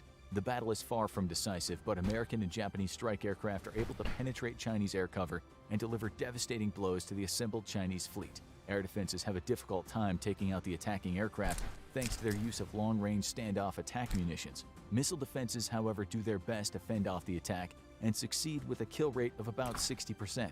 But many Chinese ships are still struck and either sunk or rendered combat ineffective. By the end of the second day of fighting, America has finally struck back in an inconclusive air battle that saw both sides take steep losses. Its fleet of stealthy F-22s and F-35s, however, remains largely intact, but it's feared that there are simply too few to carry on the fight. Conspicuously, China's Chengdu J-20 has yet to make an appearance on the battlefield. Despite the setback in the air, China has managed to secure a beachhead on Taiwan. Now the unloading of the massive Chinese army can begin, but Taiwanese resistance is far from broken. Over in Europe, NATO forces in the Baltic states are exhausted and overwhelmed, with many surrendering to the Russians. It'll be a few days yet, but Russia is on the verge of reclaiming lost Soviet territories. However, the war is far from over, and NATO will quickly be capable of launching massive ground assaults against Russia, starting with Kaliningrad. Hour 72. Fierce fighting rages on in the major cities of Lithuania, Latvia, and Estonia, but NATO's 40,000-strong response force has been neutralized by Russian forces. The cost has been steep, but with conventional forces largely defeated in the Baltics, the massive Russian war machine begins to swing south towards Kaliningrad, which has been decimated by ongoing missile attacks. The battle for the heart of Europe will commence in days, as NATO uses Poland as a staging ground for its counterattack.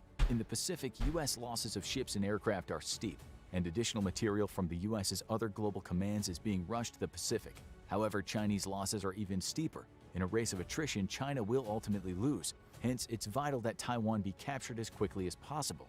U.S. forces, however, have begun a naval blockade of China, cutting it off from its naval trade routes. Sensing an opportunity to seriously weaken its regional rival, India joins in the blockade, sealing China off from importing the oil and natural gas it desperately needs.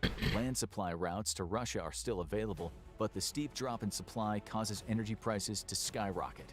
Like Russia discovered in Ukraine, Taiwanese resistance to hostile invaders is stiff and deadly. Chinese troops are engaged in fierce street fighting, with civilian militias taking up arms provided by the government against the invaders. The Taiwanese people have no desire to be a part of Xi Jinping's China, and they make the People's Liberation Army pay dearly for every inch of Taiwan they take. Hour 168. Across Chinese social media, images of the ghastly cost of the Taiwan invasion are being spread.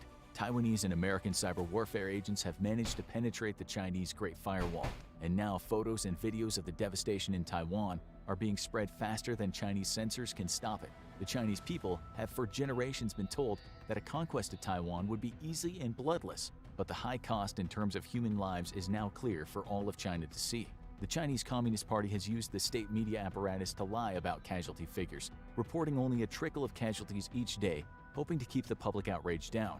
Anger and outrage quickly builds. In Europe, NATO's second response force has engaged Russian forces across the length of the Polish border. Russian air defense batteries have been greatly attrited through ongoing strikes against them, but the cost has been high for the pilots of Europe's air forces. American stealth aircraft are badly needed in the Pacific, and the job of suppressing Russian air defenses falls on Europe's largely non-stealth air force. The outcome of World War III will be decided in Poland and Taiwan. Hour 336. 2 weeks after the start of World War III, the momentum of the Russian war machine has begun to stall out in light of stiff and well-organized resistance by NATO forces. The invasion of Ukraine has proven that the much-feared Russian military juggernaut is a clumsy giant, defeated more by its own ineptitude than foreign military powers. While Western armies place a strong emphasis on logistics, Russian military forces have approximately 25% the logistics personnel of NATO militaries. This means massive convoys of Russian vehicles stuck on the side of roads and highways, starved of fuel and ammunition.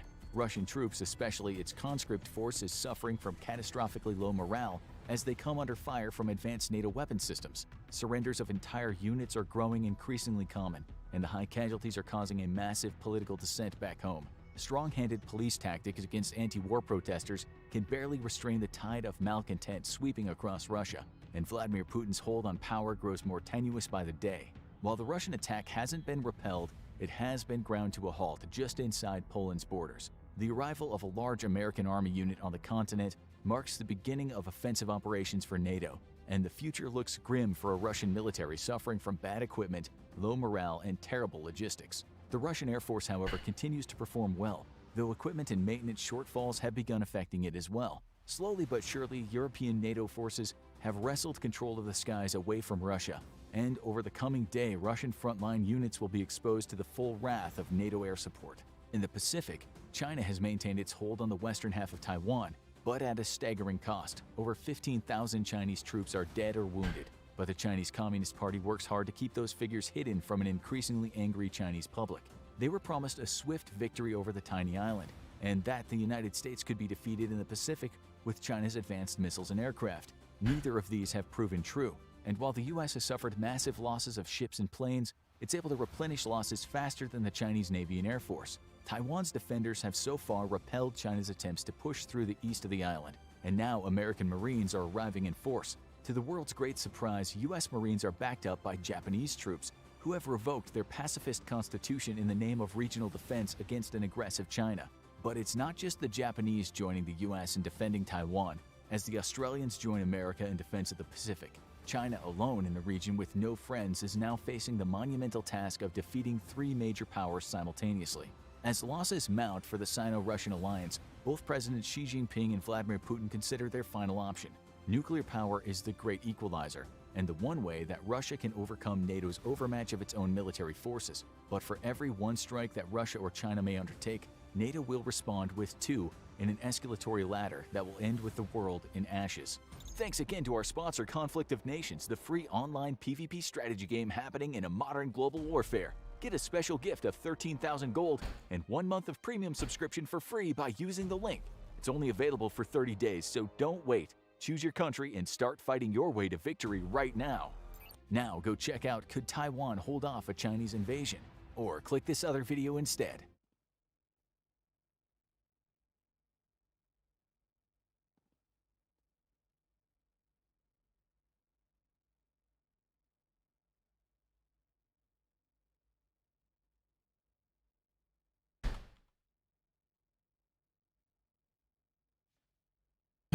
Okay, there's that video.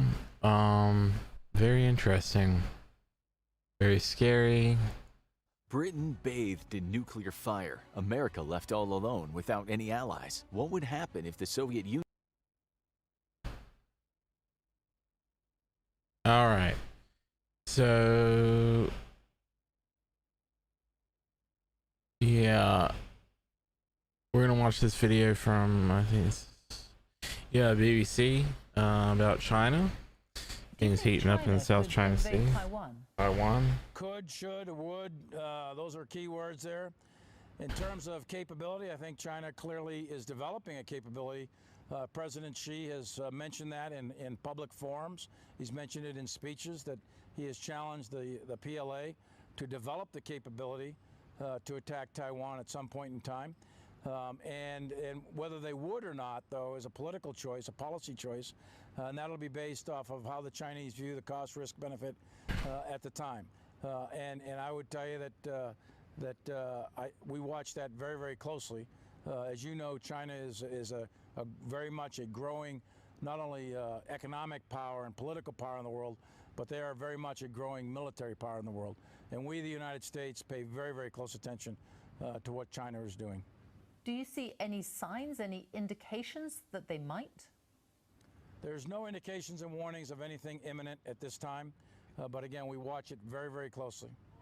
Britain's also cutting its troop numbers. Do all armies need more troops, or can we rely now on technology? Well, I think what you really want to do is look at capability. So there's two terms that are often used, capacity and capability. Capacity refers to size and numbers, and I think size does matter. I think it's important to have sufficient size and capacity, the numbers of planes, the numbers of tanks, the numbers of troops. I think that's important. But what you really want to do is look at capability. And capability consists of technology, it consists of leadership, it consists of how training and how well trained the troops are on their skill sets. So it's a combination of all of that that delivers combat capability or combat power to a battlefield. And I think it's for us as professional soldiers, that's what we look at. We look at the capability of a military, not just its numbers, which are important, not just its technology, which is important, but it's the combination of both of those, plus leaders, plus training, plus their doctrine and their way of war. All of that in combination creates capability on a battlefield, and that's what we look at.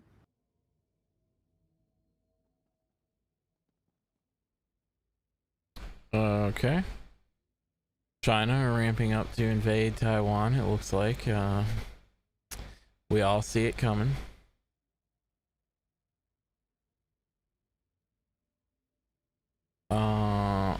Apparently, here's some UFO news from San Diego. Yeah, if you look to the skies, you might find something you're not aware of.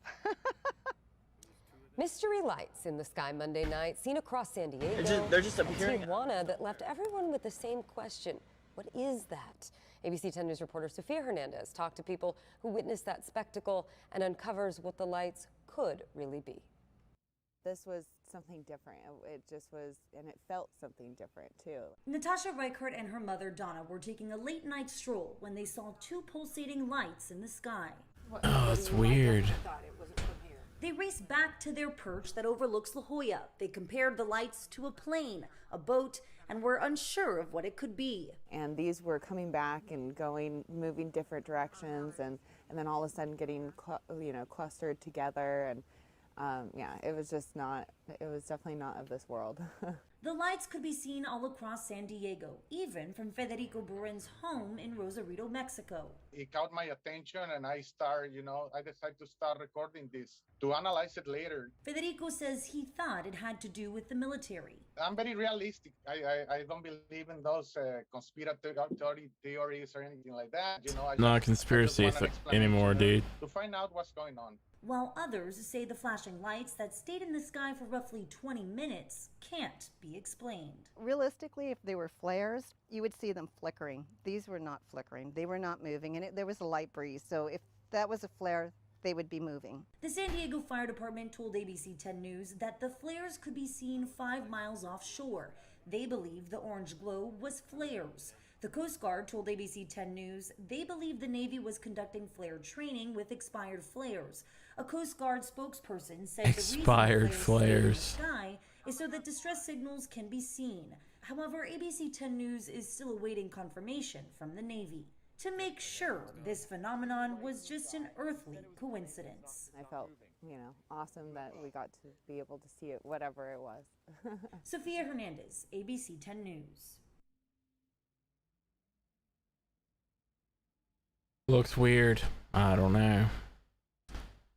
So why is America crazy now? This is gonna be our last video. So I'm gonna go ahead and play it, and I'll BRB, and I'm taking it with me. But yeah. The United States has been an unparalleled world power, and ever since the Cold War, the US was the unparalleled political, cultural, economic, and military hegemon. Add in the US is historically one of the most stable and richest countries in the world, just makes the current situation even more bizarre. The US seems to be seething with internal division and hatred. Its economic and social systems seem fundamentally broken, while it proves quite inept at acting on an international scale. Meanwhile, American culture seems to degenerate, with artists like Lil Pump getting #1 hits, and with farting into a microphone seen as real music. On every level, America seems to have lost its way. This video is here to talk about how America reached its current state, what it means, and where it could be going. Again, this is just my opinion, an opinion backed by a lot of research, but you can take it or leave it. I would like us to refrain from picking one-name opponents to blame everything on. It's so easy to say that the right, left, Jews, Illuminati, Reagan, Obama, or capitalism, etc. are to blame for all the nation's ills. This is so appealing since it appeals to tribalism and makes it appear as if someone is in fact in control. Well, all the evidence from history points to all the players in every era of history being deeply compromised by factors entirely out of their control. Putin, Trump, Biden, and Xi are all bitterly struggling against a world they don't fully understand that's continually giving them bad options.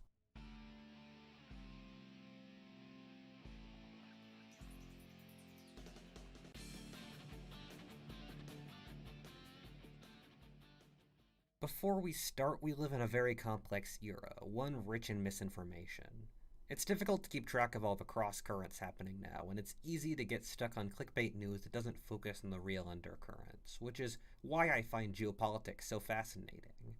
I was in fact watching a very interesting documentary about US-Chinese relations called China vs. USA, Empires at War, which talked about the brewing conflict between the US and China, a multi-front, multi-continental struggle which will shape the years to come in more ways than we can count. I was able to watch this show on Magellan TV, a documentary service with a rich geopolitics section on topics ranging from the Philippine organ trade to Al-Qaeda. Besides this, Magellan is the best history documentary content anywhere. It has videos on topics ranging from the ancient world to the present. It's compatible with basically any device and has 4K with no additional cost. Click the link in the description and learn about whatever inspires you today.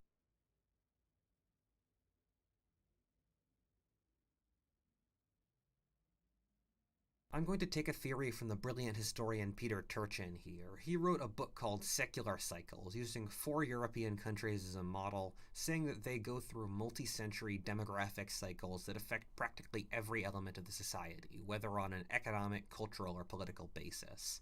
He then wrote a book called Ages of Discord that applied the same theory to the United States. The theory goes something like this. There's an era of stability in which the population and economy grows. As the process goes on long enough, the value of labor itself goes down, as there's simply more people.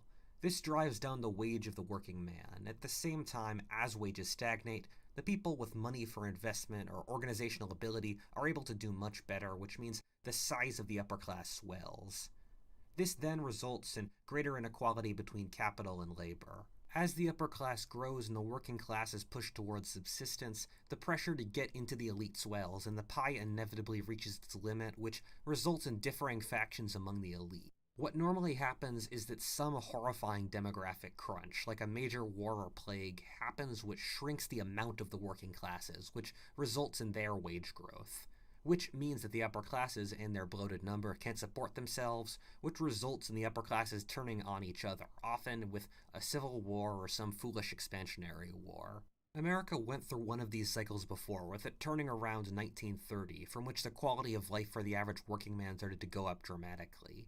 This process ended around 1970, in which a series of demographic factors started to depress working wages. This was mainly the introduction of larger numbers of women and immigrants to the workforce, which produced a larger labor supply. This was compounded by America's population nearly doubling since the 1950s due to natural growth. Competition with foreign imports started around 1970, also depreciated American working wages. I'm not saying this was a bad thing. Countless women who would have been forced into strict gender roles and immigrants who would have lived out lives in autocratic, corrupt, and anti-growth countries got opportunities to live much more fulfilling lives, bringing their talents, imagination, and grit into the American system. However, from an economic basis, this is just true. The correlation between immigration and lowered wages in American history is far too close. People like to say that immigration doesn't lower wages since the immigrants work And jobs I'm that back. Native Americans don't want to, but that doesn't consider that those jobs are not attractive to Native Americans since the wages are depressed by the immigrants. And yeah, this video is already off to a great start. Let's continue. Similarly, 80% of the revenue gained by women entering the workforce was lost by paying for the roles women did as housewives, with significant amounts being lost in food production and childcare. This is why the two working households of today often have worse standards of living than single-income households of several decades ago. On the positive side, this resulted in a revolution in American cuisine starting in 1980, with Americans eating out more. This was compounded by moving industrial jobs overseas, which shrank the supply of middle-class jobs, which meant that the demand for stable work couldn't keep up with the labor pressures, which is why wages have stagnated since 1970, while productivity has gone up by more than 70%. Meanwhile, the number of millionaires in America has quadrupled since 1980. As the life of the working man has become less pleasant and the opportunities among the elites have gone up, there has been immense pressure to get into the elite.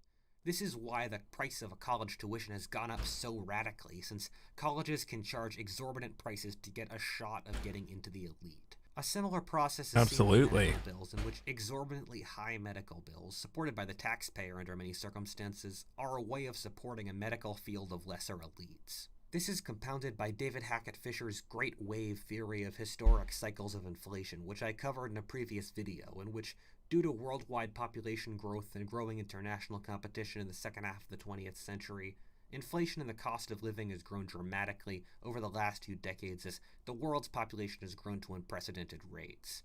This is as governments inflate their currencies to keep maintaining their same operating costs as the cost of living goes up. This is part of a multi-century long international population cycle that affects the whole world that should be cresting soon. I cover this in my video on Why is the World Crazy Now? These population pressures are not an American-only issue, but are affecting most of the world. Another common side effect of these cycles is rising governmental debt. This is partially to support a swelling elite with government jobs, which is one way to view the massive government outlays spent on healthcare and student debt. A cynical person could also view government bailing out industries in a similar light. The US reached a low point of political polarization in recent times in 1950.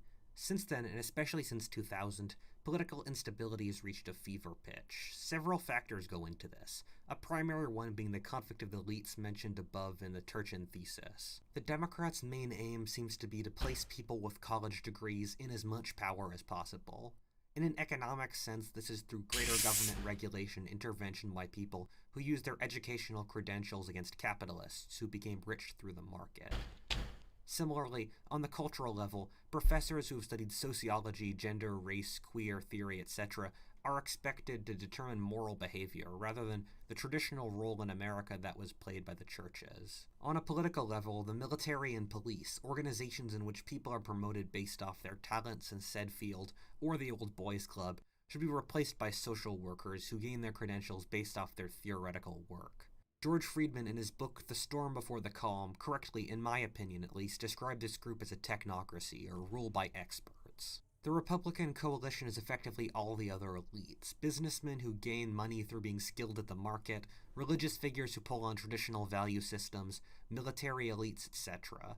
This effectively unites a disparate confederacy between libertarians and evangelicals that would otherwise have little in common, all of which broadly desire less interference from the government, which lets them maintain their pre-existing influence except in narrow and specific interests. The polarization started to go into overdrive with the Reaganite counter-revolution, in which the right stopped accommodating the left and took a more free market stance. For decades afterwards, the right took the stance that any compromise with the left would weaken their cause, which resulted in the left becoming bitter and using similar tactics, which created the current congressional deadlock. The left, growing frustrated with the success of the Reagan counter-revolution, decided to gain power through cultural means. This is where social justice comes in. The left has gone very far left in the last decade. You can think this is a positive move and that's fine, but imagine posting these popular left-wing opinions 10 years ago. Nearly all left-wingers would be flabbergasted. A lot of this comes from postmodernism. This is an ideology created in the 1960s by dejected French intellectuals who couldn't come to terms with Marxism's failures, and so effectively said that people weren't doing the communist revolution since they were culturally indoctrinated by the capitalist classes. Similarly, it said that capitalism prioritized certain ways of knowing above others, and that reality, facts, and grand narratives were created by the ruling classes to oppress other groups. Every element of the culture had to be viewed through the lens of oppression, since every element of the culture was complicit in the oppressive structure that is modern society.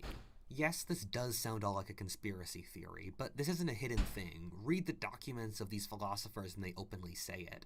They say that the elements of the current culture, such as the existence of sex, ethnicity, the individual, occupation, religion, a moral code, or Western civilization, and most of the other things that people use to build their identity, are oppressive constructs that had to be deconstructed. From a historical and psychological standpoint, this is a religious conflict. The right holds Christianity and liberal values of the Enlightenment as their main tenets, while the left holds mostly social justice. There's little sense of shared worldview between the two, who view the same event through very different lenses and priorities. The Democrat and Republican parties of 2012 are collapsing due to this conflict. For the Republicans, the shared view that things like the free market, immigration, and globalization were good, which benefited mainly the elite and depreciated wages among the working class, resulted in a populist nationalist backlash on part of Trump, which effectively launched a coup against the pre-existing Republican organization, which lost any ideology apart from what Trump says. It's important to know that Trump wasn't elected for being liked. He was elected by people who would vote for anyone who was against the social order that brought them where they were. Much of Trump's policies, however, such as deregulation and continuing to inflate the currency, while pandering to evangelicals and deferring to military leadership, panders to the elites in his coalition. The Democrats have been barely able to maintain cohesion.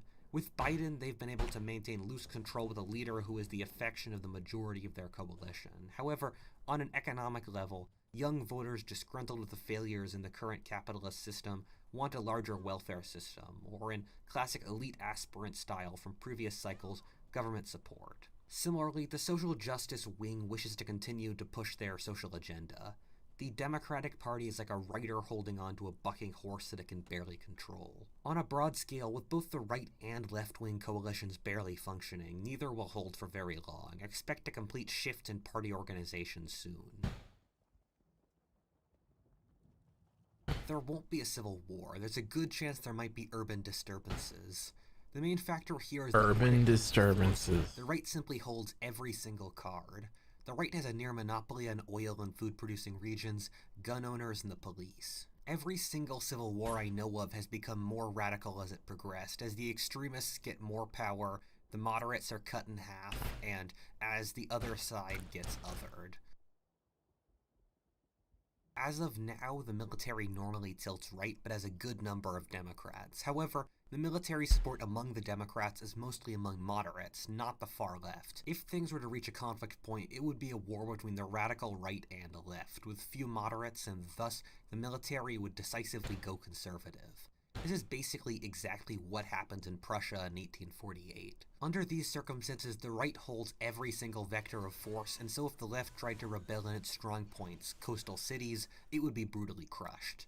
The right would simply cut off food and oil supply and send trained troops in. This has happened too many times in history to count. It happened in Germany, Austria, and Italy in 1848. It happened in Germany and Hungary in 1919, Argentina and Chile in the 20th century, Russia in 1905, France in 1871. You could even throw in the peasants' rebellions of medieval Europe. The left continually overestimates its military power since radical left-wingers tend to talk to other radical left-wingers, meaning they overestimate their military power and they universally lack military experience to know how little military experience they have in a bizarre Dunning-Kruger. There's not a single example of a left-wing rebellion succeeding in a developed nation. This is since the middle classes, who hold a stake in society, do not support left-wing ideas of radical change and redistribution because they don't want to see this current society collapse. The main supporters of leftist revolutions are the educated elite aspirants who don't have skills tailored for the market, such as liberal arts majors or artists who consider making art the public wants beneath their honor. This is why communist or leftist rebellions have worked in poorer nations like Russia, China, or in parts of Latin America, where significant parts of the population are peasants with no stake in the continuance of the social system, and where the educated elites above can wield more influence. Developed nations universally go for right or fascist dictatorships when they go totalitarian. If there was to be a civil war, what would happen is what normally happens, that the right purges the leftist leadership, making the most radical beliefs taboo or illegal, and then most of the movement vanishes. However, what's happened in most of the examples above is that the left achieves a certain amount of what they wanted to prevent another revolt, or because the social and demographic factors are so aligned with what the left wanted to do. In the mid-19th century, for example, Germany liberalized to avoid another revolt. Regimes that faced communist revolts often had concessions to labor movements, and in the late Middle Ages, the peasants' revolts basically got much of what they wanted through market forces and concessions from the ruling class. A worry among many is the US will stop being a democracy and will instead change to being a dictatorship. Trump's suggestion that he will not respect the results of this election are likely gamesmanship, yet still a remarkably worrying sign of America's mental health. This is a possibility. I think this was made before the main issues are the strength of the institutions in America and the continued belief in democracy. America is the second most stable regime in the world, and so power is diffused at an economic, geographic, and social level. Compare this to Latin America, where the main source of power is the landowners, and Africa, which only has a 60-year history of independence, and you see why dictatorships are so common in those areas. If someone like Trump would try to seize power, he would be deposed by the military, an organization which still believes in democracy. Most of Trump's fan base doesn't really like him so much as hate the opposition more. They're fine with him being a democratic leader in a democratic society, but would not want him as a total ruler. Similarly, the military doesn't have an extremely cordial relationship with Trump, and so would not accept his rule. A military dictatorship is far more plausible. The military is the most trusted organization in America, with support from 3/4 of the population. The military is racially integrated, meritocratic, functional, and not very politically biased. Should the country descend into a period of chaos that Congress proved itself unable to deal with, the U.S. Army could run the country with the acquiescence of a significant part of the population. A good comparison would be Oliver Cromwell, who effectively reset the English system in the 17th century and then the democracy returned after his death, or General de Gaulle, who seized power briefly, reset the system, and then restored the Republic in 1960s France. Even though America faces all these issues, it's still in a pretty good place in many other ways. The US has very defensible borders and has an economy that could easily be self-sufficient. The rest of the world is also facing pretty similar crises, which I've covered in these 2 previous videos. If you watch those videos, you realize China, Russia, etc., all of America's competitors, are facing issues just as big, if not bigger than what the US currently faces. The US is still technologically, economically, militarily, and culturally predominant by a vast margin. A big factor here is that the US is so much more appealing to other countries as an ally than the only real alternative, China, that the rest of the world will give the US a huge benefit of doubt before they choose to side with China. China does have allies, but these are mostly poor dictatorships that want somebody to ignore their human rights record and supply them with money. For the Indians, Japanese, or Europeans, it's not really a choice. No one besides the Chinese at this point has the scale to have an economic, cultural, or technological sector even close to the Americans, simply due to size. The US will likely emerge from this internal crisis with a smaller geopolitical orbit, something I've discussed in this video, but still the most powerful nation in the world. Much of these political crises are a way American society is coping with massive technological, social, and demographic shifts that have occurred over the past few decades. George Friedman's made the interesting argument in his book The Storm Before the Calm that America has gone through 80-year political and 40-year economic cycles based mostly off generations that are ending in the 2020s. We're effectively seeing the end of the Reaganite economic cycle, which focused on helping corporations and raising capital by lowering taxes and having deregulation and free markets, which resulted in the massive labor and social issues we're facing today. Meanwhile, we're seeing the end of the Roosevelt political cycle, which deals with every political issue in the same way as the New Deal or World War II, in which you assemble a team of government experts chosen off their college degrees, and they wield massive force in single events to have the government intervene into issues. This has resulted in a fairly ineffective and overcomplicated governmental system. Importantly, both Reagan and Roosevelt were needed when they implemented those shifts 40 or 80 years ago, respectively, but they've started to have more negative than positive outcomes as the world's changed, and so we need to replace them with new paradigms. America will be a very different country in 20 to 30 years as these social and demographic shifts work through, and I'm not smart enough to figure out all the ways America will resolve these issues, but I have some guesses, however. I could possibly make a video about it in the future. God, I hope this video doesn't cost me my head. Well, if you enjoyed it, please stay tuned for future content, subscribe, I did comment, enjoy it. or check out my Patreon where I've got that was a pretty interesting look at the future of what's ahead for this country and the world in general. That's gonna do it for me there. Since I'm working so much now, these short streams are about all I'm gonna have time to do. Much to do. I'm working on some things, hopefully, so stay tuned. Drop a sub, like, ring the bell, all that shit. We do this periodically. If you're in the States, happy 4th. If you're not, enjoy some fireworks, and eat a hamburger, cheeseburger or something. Be an American for a day. Anyway, Spectre out.